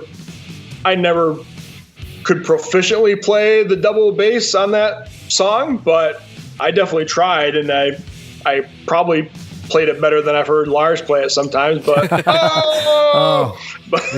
Did you ever get a chance to meet any of the guys or anything like that? Or yeah, so not kind of once I became in the band, but when I was a senior in high school, which would have been 94, I went to a show. I think Suicidal Tendencies and another good band. Danzig were opening. All I want is a Pepsi. Yeah. Just one Pepsi. Come on. They put me in an institution. It's like literally one of my favorite songs ever. Yeah, it's so good. All right, so how do you feel So, about drum triggers? I'll stop. I'm sorry. Yeah, so we went to the show, and there was a guy that was kind of walking around where you go in this amphitheater where we knew that the backstage area was, and these two guys they're like, hey, backstage pass is $30, and my buddy and I were like, are you serious? And he says, yeah, we work for Ampeg, the amps, and we're like, okay, well, we'll give you the money if you can prove to us that they're real. So he's like, here, I'll walk back with you right now. We walked down this backstage area, and we saw Kirk walk by. We're just like, oh, no way. And actually met Mike Muir, and he was a total jerk, but he signed my shirt anyway. And I bought I think they had a white shirt at the time. So we met Mike Muir, and let's see. Yeah, I think we met Kirk right then. And then after the show, we waited for like a half an hour, went back down there, and then all the guys came out. And I remember Jason was wasted, but he was really cool, signed my stuff. Eating a I sandwich. met Lars. That's right. When I met Lars, he was sitting down, and he said it was the first time for some reason he only had the 2 rack toms on that tour instead of the 4 that he usually had. Yeah. And the most clever thing I could think of was, hey, what happened to your 2 other rack toms? And he was like, yeah, I lost them. I don't know what happened to them. And I was just like, oh yeah, me and Lars are joking around. This is so cool. And And yeah, so he's my 7. Then I remember very distinctly I met James and he signed my shirt with this Sharpie. And then I was like, can I shake your hand? So he had to put his Sharpie in his left hand and then he shook my hand. So I thought that was cool because he kind of had to go out of his way to shake my hand. But yeah, I got home. My dad had this thing with curfew or whatever. He always said, you don't have a curfew, but just know that I'm going to stay up until you get home, and I've got to work in the morning at 6 o'clock. So yeah. So I think we got home at like 1:30 in the morning, and he was there waiting, and it's like, where the hell you been? I've been worried. And I just started bawling, and I was like, Dad, I met Metallica. I met them all. And he was like, no way. That's awesome. You are forgiven. As opposed to unforgiven. That's right. See, I wish I had more stories like know. that. Because that's one of my biggest regrets as a music fan is I never really was that guy that hung out to meet the band, except for in a couple of really special circumstances, which is why I guess I started a podcast so I could just do this instead of like all the regrets of not meeting people. Yeah, that's it. All my regrets are fueling this podcast. That's right. Yeah, so that's cool. You got to meet the guys. That is really awesome. And Jason was wasted. Surprise. Surprise. I was surprised they all weren't. So what year would that have been? 94, right? 94, yeah. 94, huh? Yeah. Right around cutting stunts then. Yeah. I always have to say that really slowly. Yeah, I know. I don't want to mess it up. You don't want to get beeped. Right. It was cool. I had already seen them.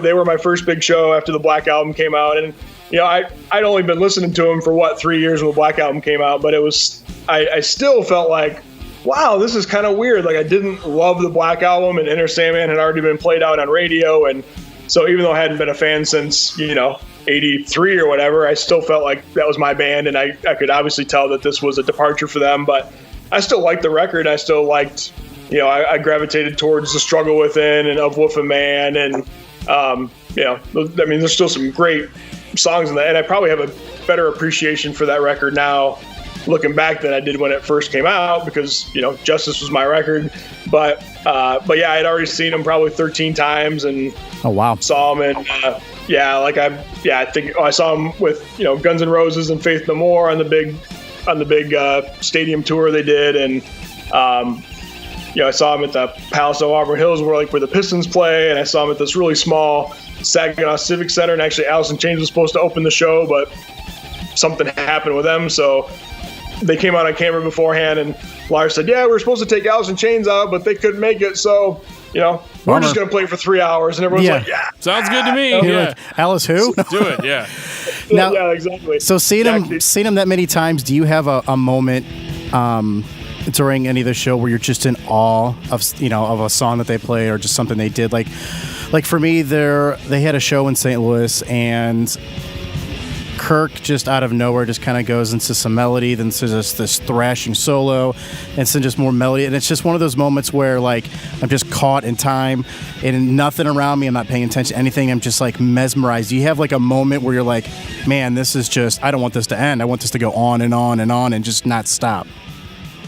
Yeah, I think for me, because I always say my favorite show was they were in a small, I guess kind of like an ice arena. It was called the Saginaw Civic Center, and I'd kind of pushed my way up to the front, and I was standing right under Jason, and of course he had his kind of shaved head on the side, right, and then he had the really long hair, and when he was headbanging, his sweat was coming onto me, and I just thought that was amazing. That's the metal baptism. That's awesome. Yeah, there you go. That's exactly right. And even so, I got at that show, he had thrown out one of his picks, and I dove on the floor and I got one of his bass picks, and then James had kind of come over to our side of the stage a couple times and threw out a couple of his little clear plastic solo cups, and I caught one of those. So I think within a week my dad had helped me build it, but I made this glass case. Had a shrine. So I had the pick and the cup in a glass case, and then I think we went and I got a little nameplate made for it, Metallica, James Hetfield cup, Jason Newsted pick, Saginaw Civic Center 1992. So, awesome. Nice. I hope you still have it. Yeah, I do. Good, I still do. Cool. That's awesome. Yeah. So funny story about The Struggle Within. In this room, The Struggle Within is the greatest riff ever. Tell me all about it, Dan. It's a really good riff. Great story. There's a big story, but it's a little embarrassing. So one day, me and Josh and Joe are jamming out in the garage, and we're trying to write new stuff because we're like, what? Yep. The keyword 17, 16, something like that. Yeah. Trying to write new song. Maybe we were younger than that. It might have been 15. Yeah. I can't remember now, but it's way back there. But Josh comes into the house and it's like, he's got his guitar in hand and he's like, guys, I got it. This riff came to me last night, and he starts playing it, and we're like, dude, this is like the best riff ever. Like, how did you come up with this? And we're listening to it, and then after a while, we were like, wait a minute, I know this riff. I just looked up and said, dude, it's I don't think it's amazing because it's amazing. I think it's amazing because I've heard it before. Like, it resonates somewhere. And, and then it's like, we're playing Struggle Within, and at first Josh is like, no, it's not. It totally is. Sorry, guys. I listened to that It was album. like a legitimate, because that's one of the downfalls to being a musician is sometimes it's hard to differentiate between what was an idea in your head and what's just playing something somebody else's stuff. Like it's just on a subliminal level. Like I listened to that record so many times going to bed at night, and then when I would play in the morning, I would play at a different tempo, and it never clicked until I came in. I'm like, you guys are right. Never mind. I'm done for the day. I'm gonna go home. Sorry. I'm just gonna go home and bury my head now. Yeah, I'm like standing there with a microphone trying to come up with lyrics to the Struggle With It. Dad's like, we know what we got to hit here. Guys, I think this is gonna be huge. Yeah. It's okay, Kirk. So let me guess, is it the riff right after the bridge where it's like, Yep. Yeah, it's so good. Yeah. It's an amazing riff. I mean, Yeah, I think I was playing it just a tad slower, and it just sounded different then he's like, we'll speed that up a little bit, and then I'm like, son of a bitch. All right, I'm going home. Done. we'll pick this up again tomorrow. Yep, done.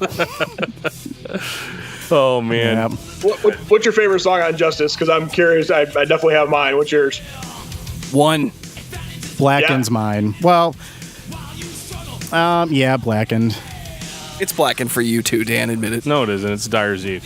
that's Dire Z mine. for Dan, yeah. Dan's has always been Dire Z. I was raised in an extremely religious environment as a child, and So you even identify with the lyrics? Dyer, Yes. that's my whole game, man. Whenever we Right talk on. about music, it's all about the lyrics for me, and that's cool. yeah, that song. I mean, I still get like goosebumps and stuff when I'm listening to it. I'm singing along to it, and that song to me is probably the most extreme metal that Metallica got. Yep. It's the most furious, it's the most angry, and it really set the stage for me as far as like, okay, well, I'm gonna make the jump to Slayer now. It was. That was Dan's gateway. It really was, and that song blows me away, and I don't care what these Me guys too. say. That That's song my is, favorite. Yeah, that's awesome. And it's played so fast, too. Yeah. For I a don't record. I don't think they've ever played that live. I've seen them a lot of times. I don't think they've ever played that. Are you guys? Do you happen to be aware of them ever playing Dyer's Eve? It might be like part of a medley, but I don't think they've played. I've never seen them play the full song. No. They only recently played To Live Is To Die. Yeah, that's something they do, yeah, but they hadn't played that. I think the same for Frayed Ends, too, is another one. They just don't play much from that album other than one, more so in the last, 5 to 7 years. Yep. Maybe Blackened here or there, but yeah. And Justice for All, when they do play it, it's cut down, 3 minutes. Yeah. Yeah, and I one thing that I always thought is kind of interesting about Dyer's Eve is that I feel like, so in the verses, the drums are like, crazy thrash, and Which the apparently guitars are were going, taped together. So I feel like it's like Lars is working his butt off while the guitar is getting a break, and then when the guitar gets really riffy, that's when the drums kind of open up a little bit. Yeah. I've always thought that was kind of cool. What about you, Jeff? What? Your favorite song? Favorite song? Come on. Oh, on that is no question. It's Dyer's Eve. Oh, wow. Awesome. Bandwagon Jumper. No. Frayed Ends is a good one, too. That was a close second. Yeah, That's Frayed amazing. Ends is amazing, especially that intro. It's a weird riff. It's a weird song. song. Everything. It's like on a musical level, it's just such weird composition. It is, isn't it? Yeah, it's just like a drunken. crazy riff. And I love it too because especially when you mentioned earlier with the symphony stuff, if anybody's ever read the DVD and watches the documentary part of it, nobody's done that as much as you, Josh. I know. Michael Kamen, the guy who orchestrated the whole thing, was amazed with these, you guys wrote this in this time signature time, and James is like, I don't know what you're talking about. I just wrote the riff because it sounded cool. He had no idea. Yeah. He's like, I just wrote it because it sounded epic, and they're like, man, but you wrote it in this signature and this time, and he's like, all right, that's cool. I just wrote it because it sounded neat. Yeah, I think at one point he's like, I don't know, here's the way I came up with the timing. Yeah, I was like, okay, I'm going to switch riffs Yeah. here. Yeah, right now. It was not any, there was an no intentional thing. Yeah, no epic writing. He's just like, it just sounded cool. Yeah. I love that fact that it's not technical at all. They just wrote it because it felt right. So we can all agree that S&M is actually a good album, right? Yeah, I'll say that. Because I'm not a hater. I love it. There are a few songs that I might have left off and maybe added, but yeah, in a whole, I think they did a good job with it. But aren't you glad none of them were Saint Anger? Well, yeah. Yeah. Some of those songs aren't bad when they play them live, like I said, but you have to play them live. You can't listen to the album, unfortunately. And the snare ruined it all. Yeah, I mean, it does. And I get the idea of trying to sound like a garage band, but like Dan and I have talked before, they did that before. That's called Kill 'Em All. Right. So, Yeah. so it's, it is what it is. They tried something. The other thing I really learned a lot, well, a couple of things just drum-wise that I learned a lot from Justice was the beginning of Harvester of Sorrow, that doom,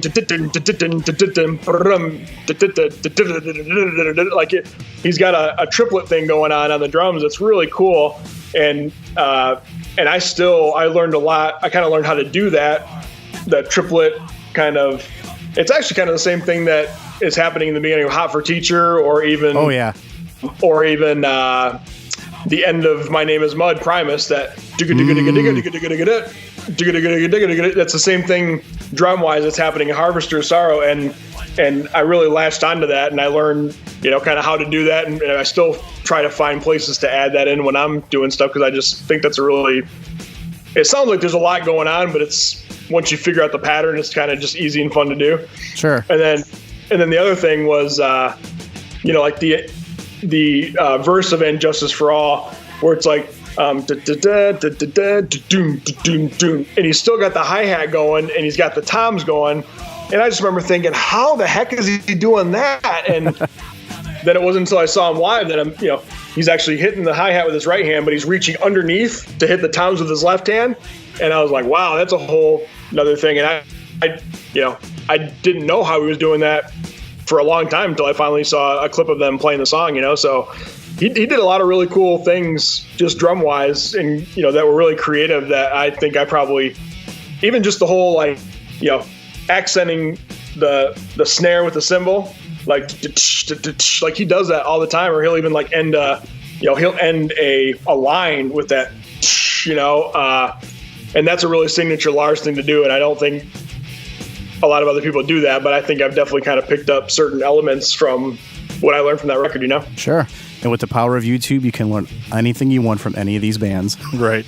Yeah, now you can just pull it up and watch it. Which is kind of cool, but yeah, I mean... Like, Jarrod, did you know that Ringo actually plays the floor tom first in Come Together? YouTube taught me that recently. I don't think I knew that. But I learned that John Bonham did his triplets by leading with his left hand, even though he was right-handed. Which is crazy to think about.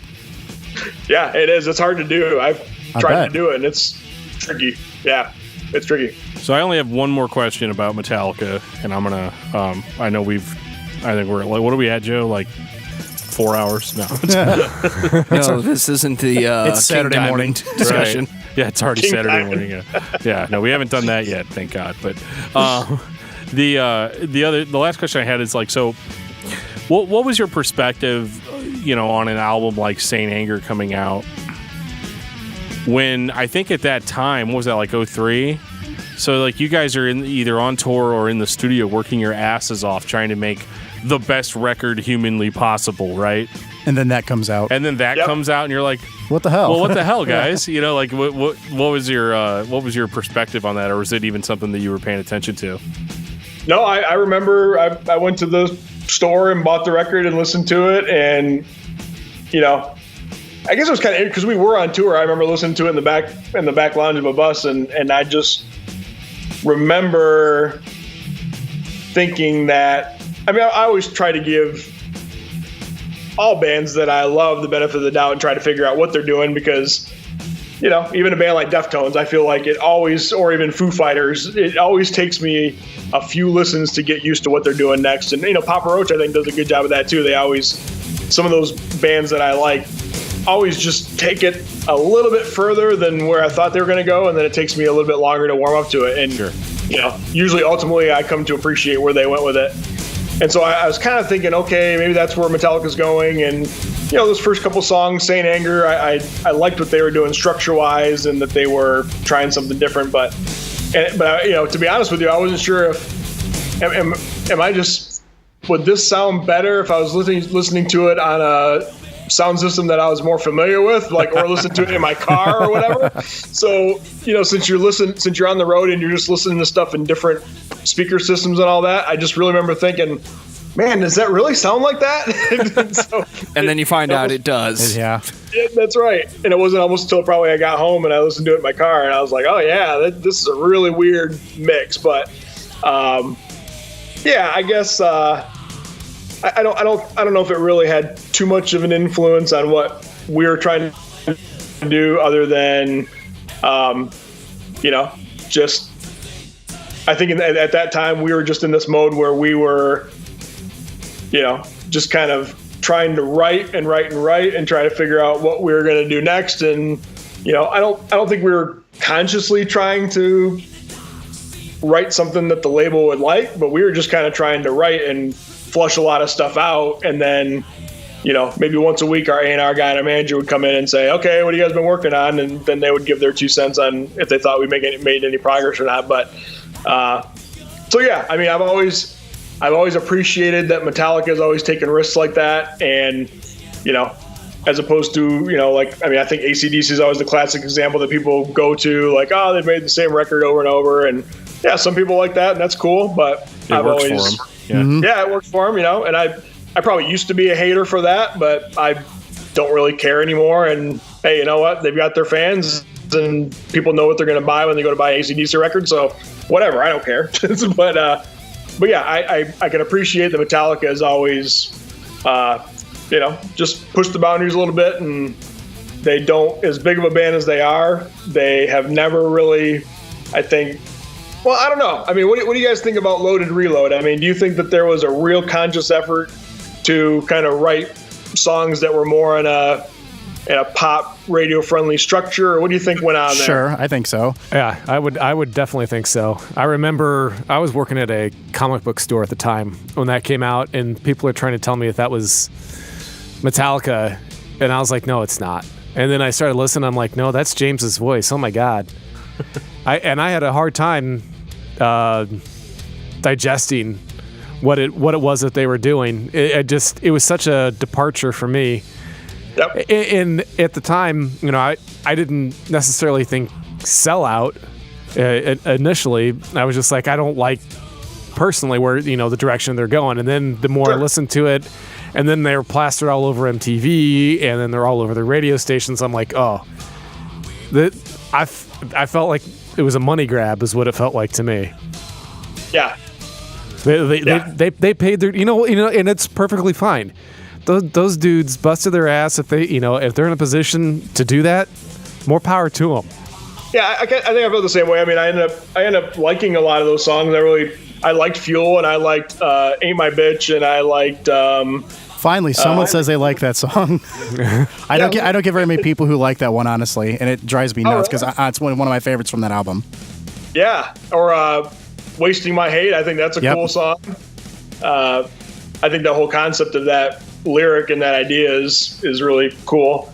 But yeah, and then even like King Nothing kind of grew on me over time.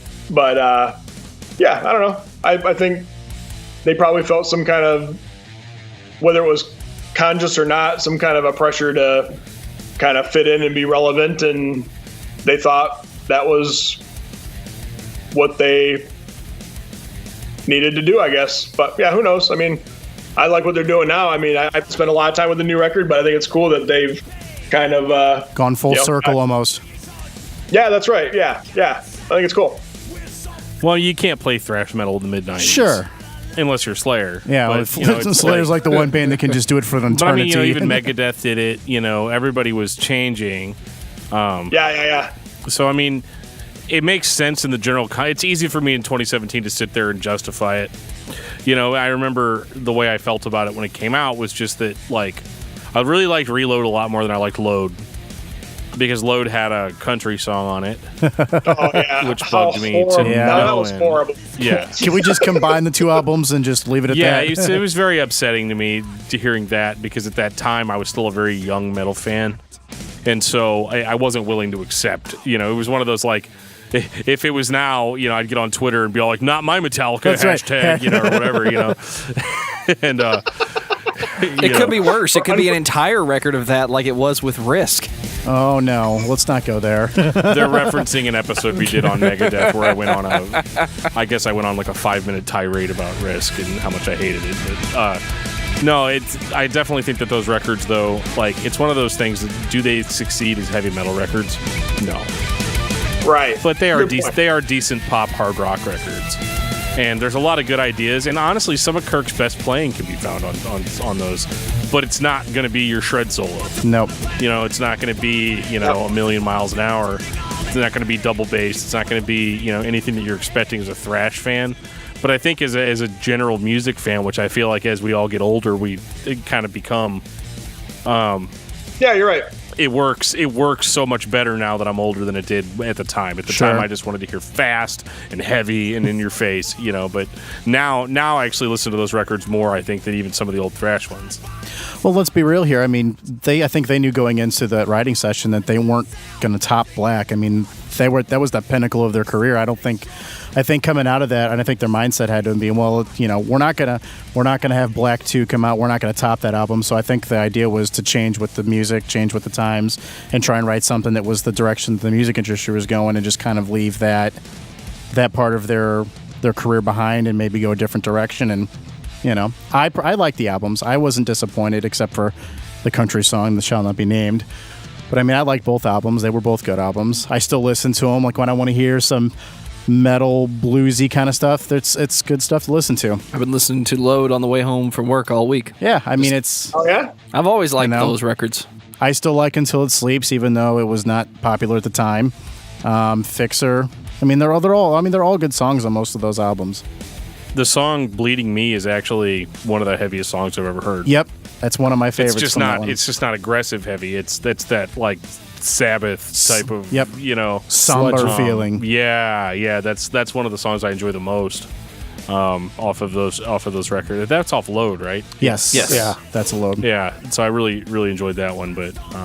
Yeah, what about Unforgiven 2? That was not a good idea. No. Yeah. Wasn't as bad as the Unforgiven 3? I was going to say, the Unforgiven 3, I mean, it's, I'm cool with it.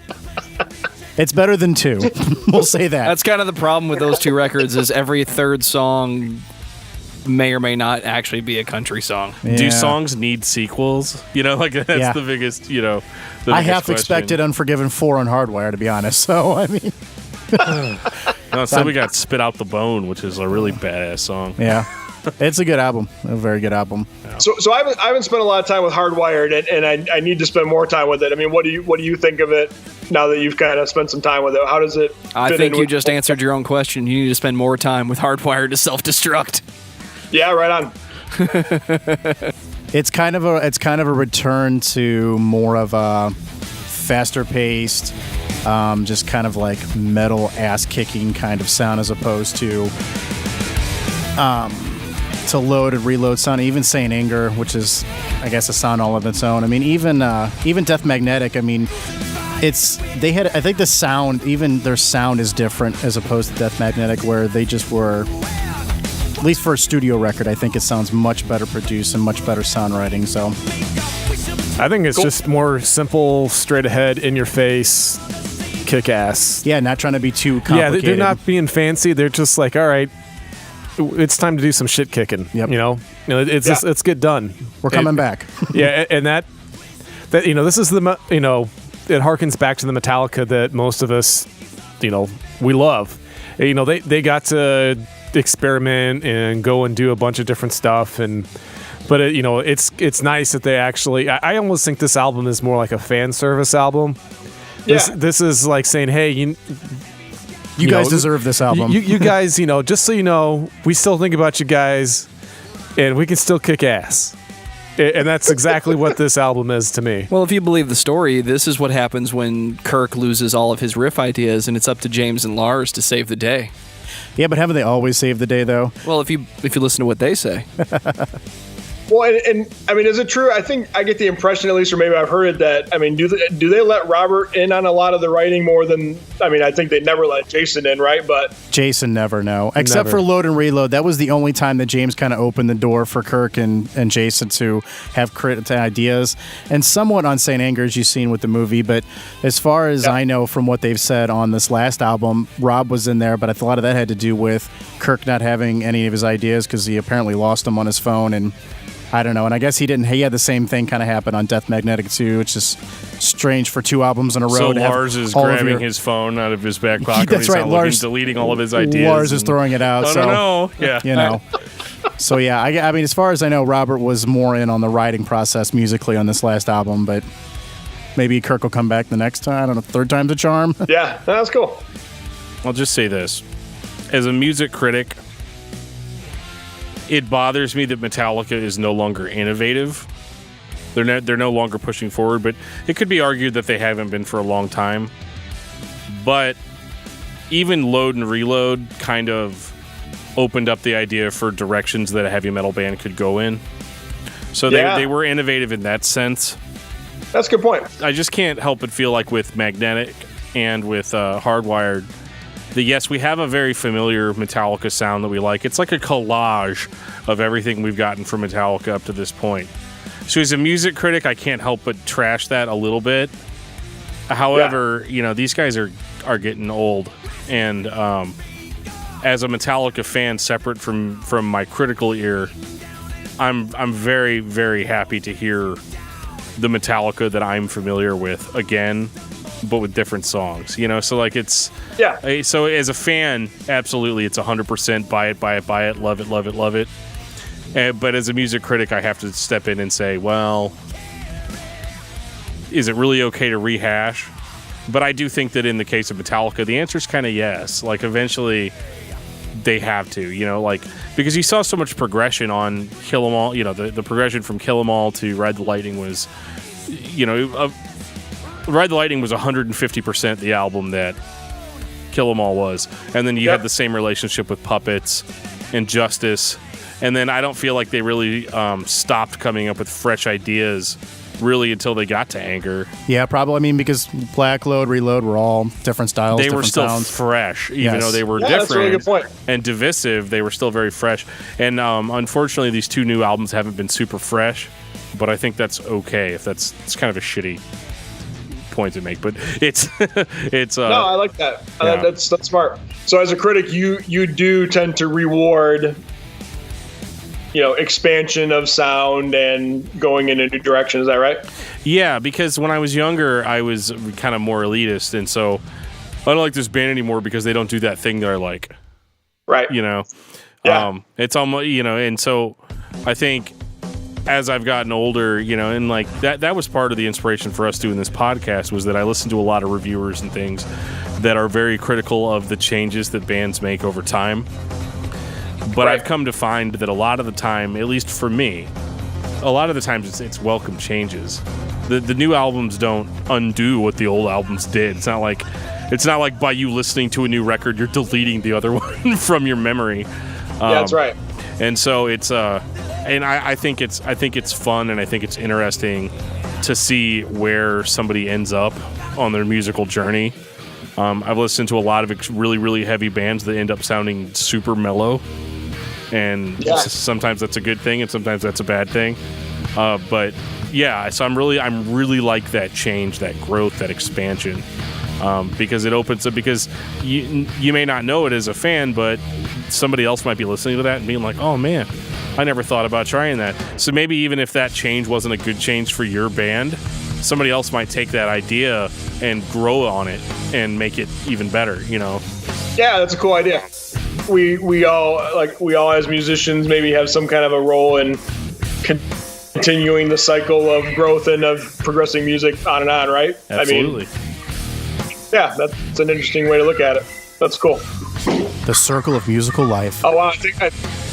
I think my kids are getting a little. Yeah, I think you're about to get mutinied. So we have taken a gracious hour and 53 minutes of your time, and for that was fun. For that we thank you very much, sir. Yeah, very appreciated. Really good conversation. This is why we do this. We love the face to face and just kind of getting into the nuts and bolts behind things. And we're not really professional interviewers or anything like that, so we just like to sit down and have a discussion, like guys sitting in front of a fireplace just talking. You know.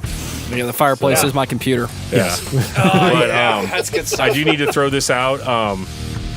Jarrod has a book coming out. What I don't remember what the release date was on it, but his book is called True Rockstars.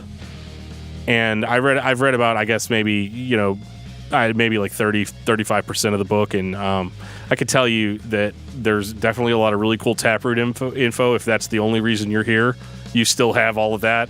But there's a lot of really cool concepts about success and happiness and stuff that are touched upon, and Jarrod's just got a lot of really good things to say about that from firsthand experience.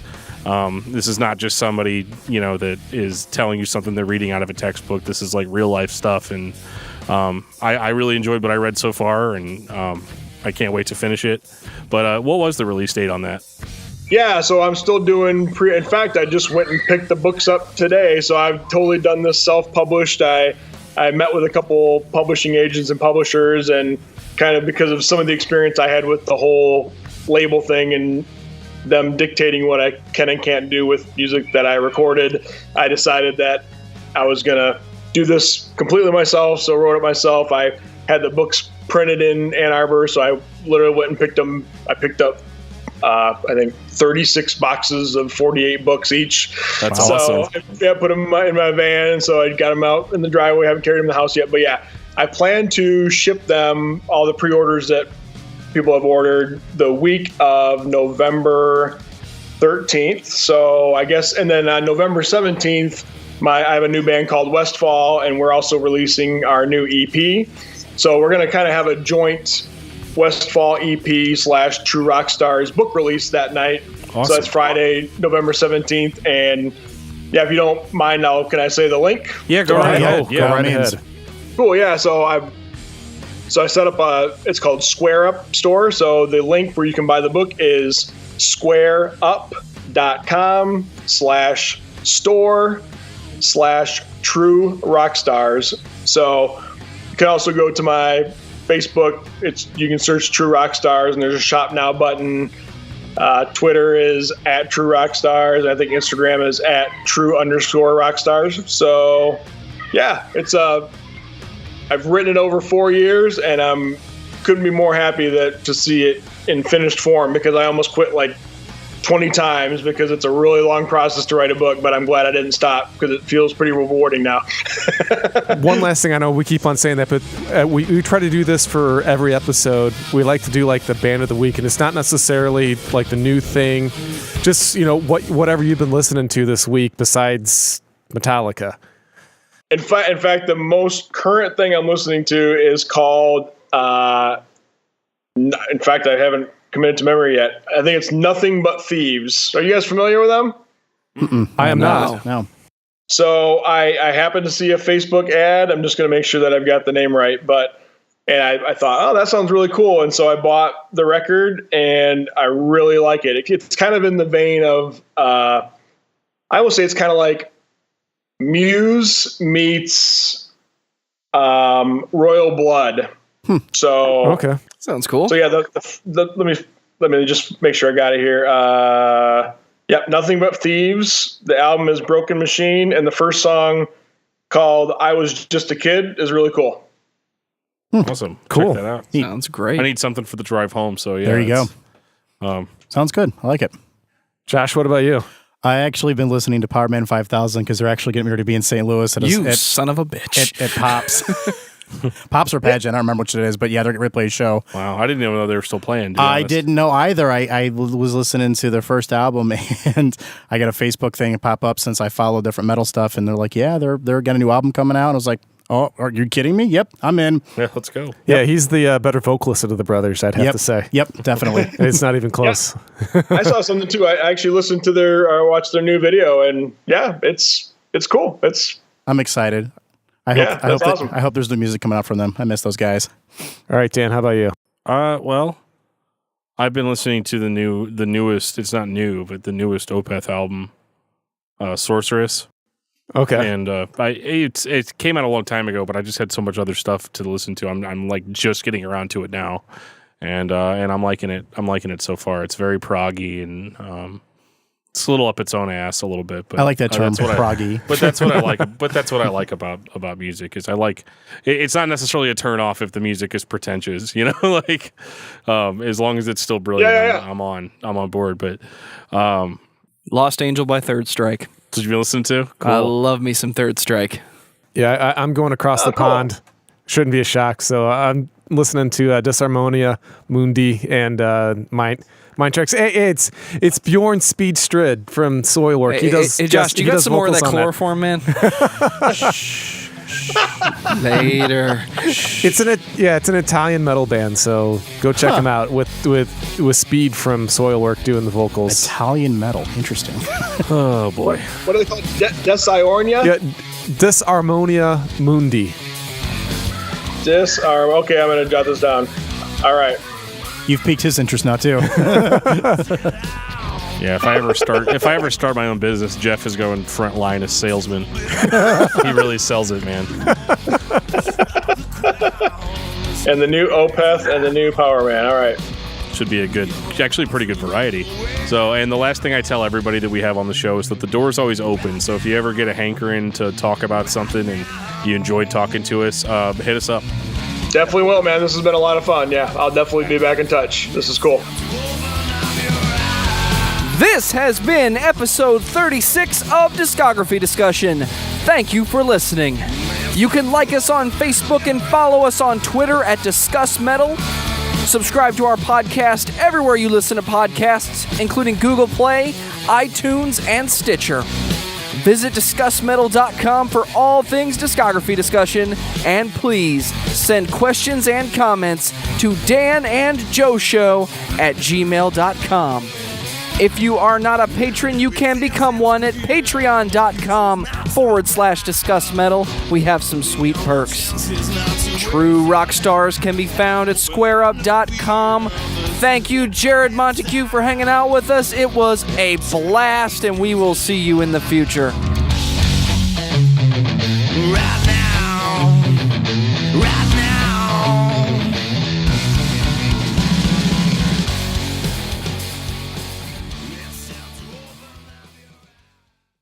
All right, so I got to edit this, right? Yes. Hey, Josh, can I borrow that for a second? Oh, you can borrow it, buddy. Oh, thanks. Dude, did he just chloroform himself? Shh, go to sleep. Go to sleep. He gets off. He's like, man, that was really weird. All right, well, everybody's chloroformed. So, Josh, you want to get some beers or? Yeah, I've got some in my trunk, Dan. Come out to the car. All right, I'm going to do it, even though I probably shouldn't do it. It'll be okay. I've got candy. Okay, it is Halloween, so that checks out. So it's cool. All right. Here, come with me over here. Just out this door around the alley. All right. Well, hopefully you guys will hear from me next week. If you don't, let me know. Hey, you. Do you like the Tales from the Crypt series? Do you like spooky things in general? Then check out the Good Evening Kitties podcast. That's Good Evening Kitties podcast. GOODEVENING KIDDIES podcast. Each week, I'll review a new episode from the TV series The Tales from the Crypt. Find me on Podbay, Podbean, or iTunes. That's the Good Evening Kitties podcast. Check it out today.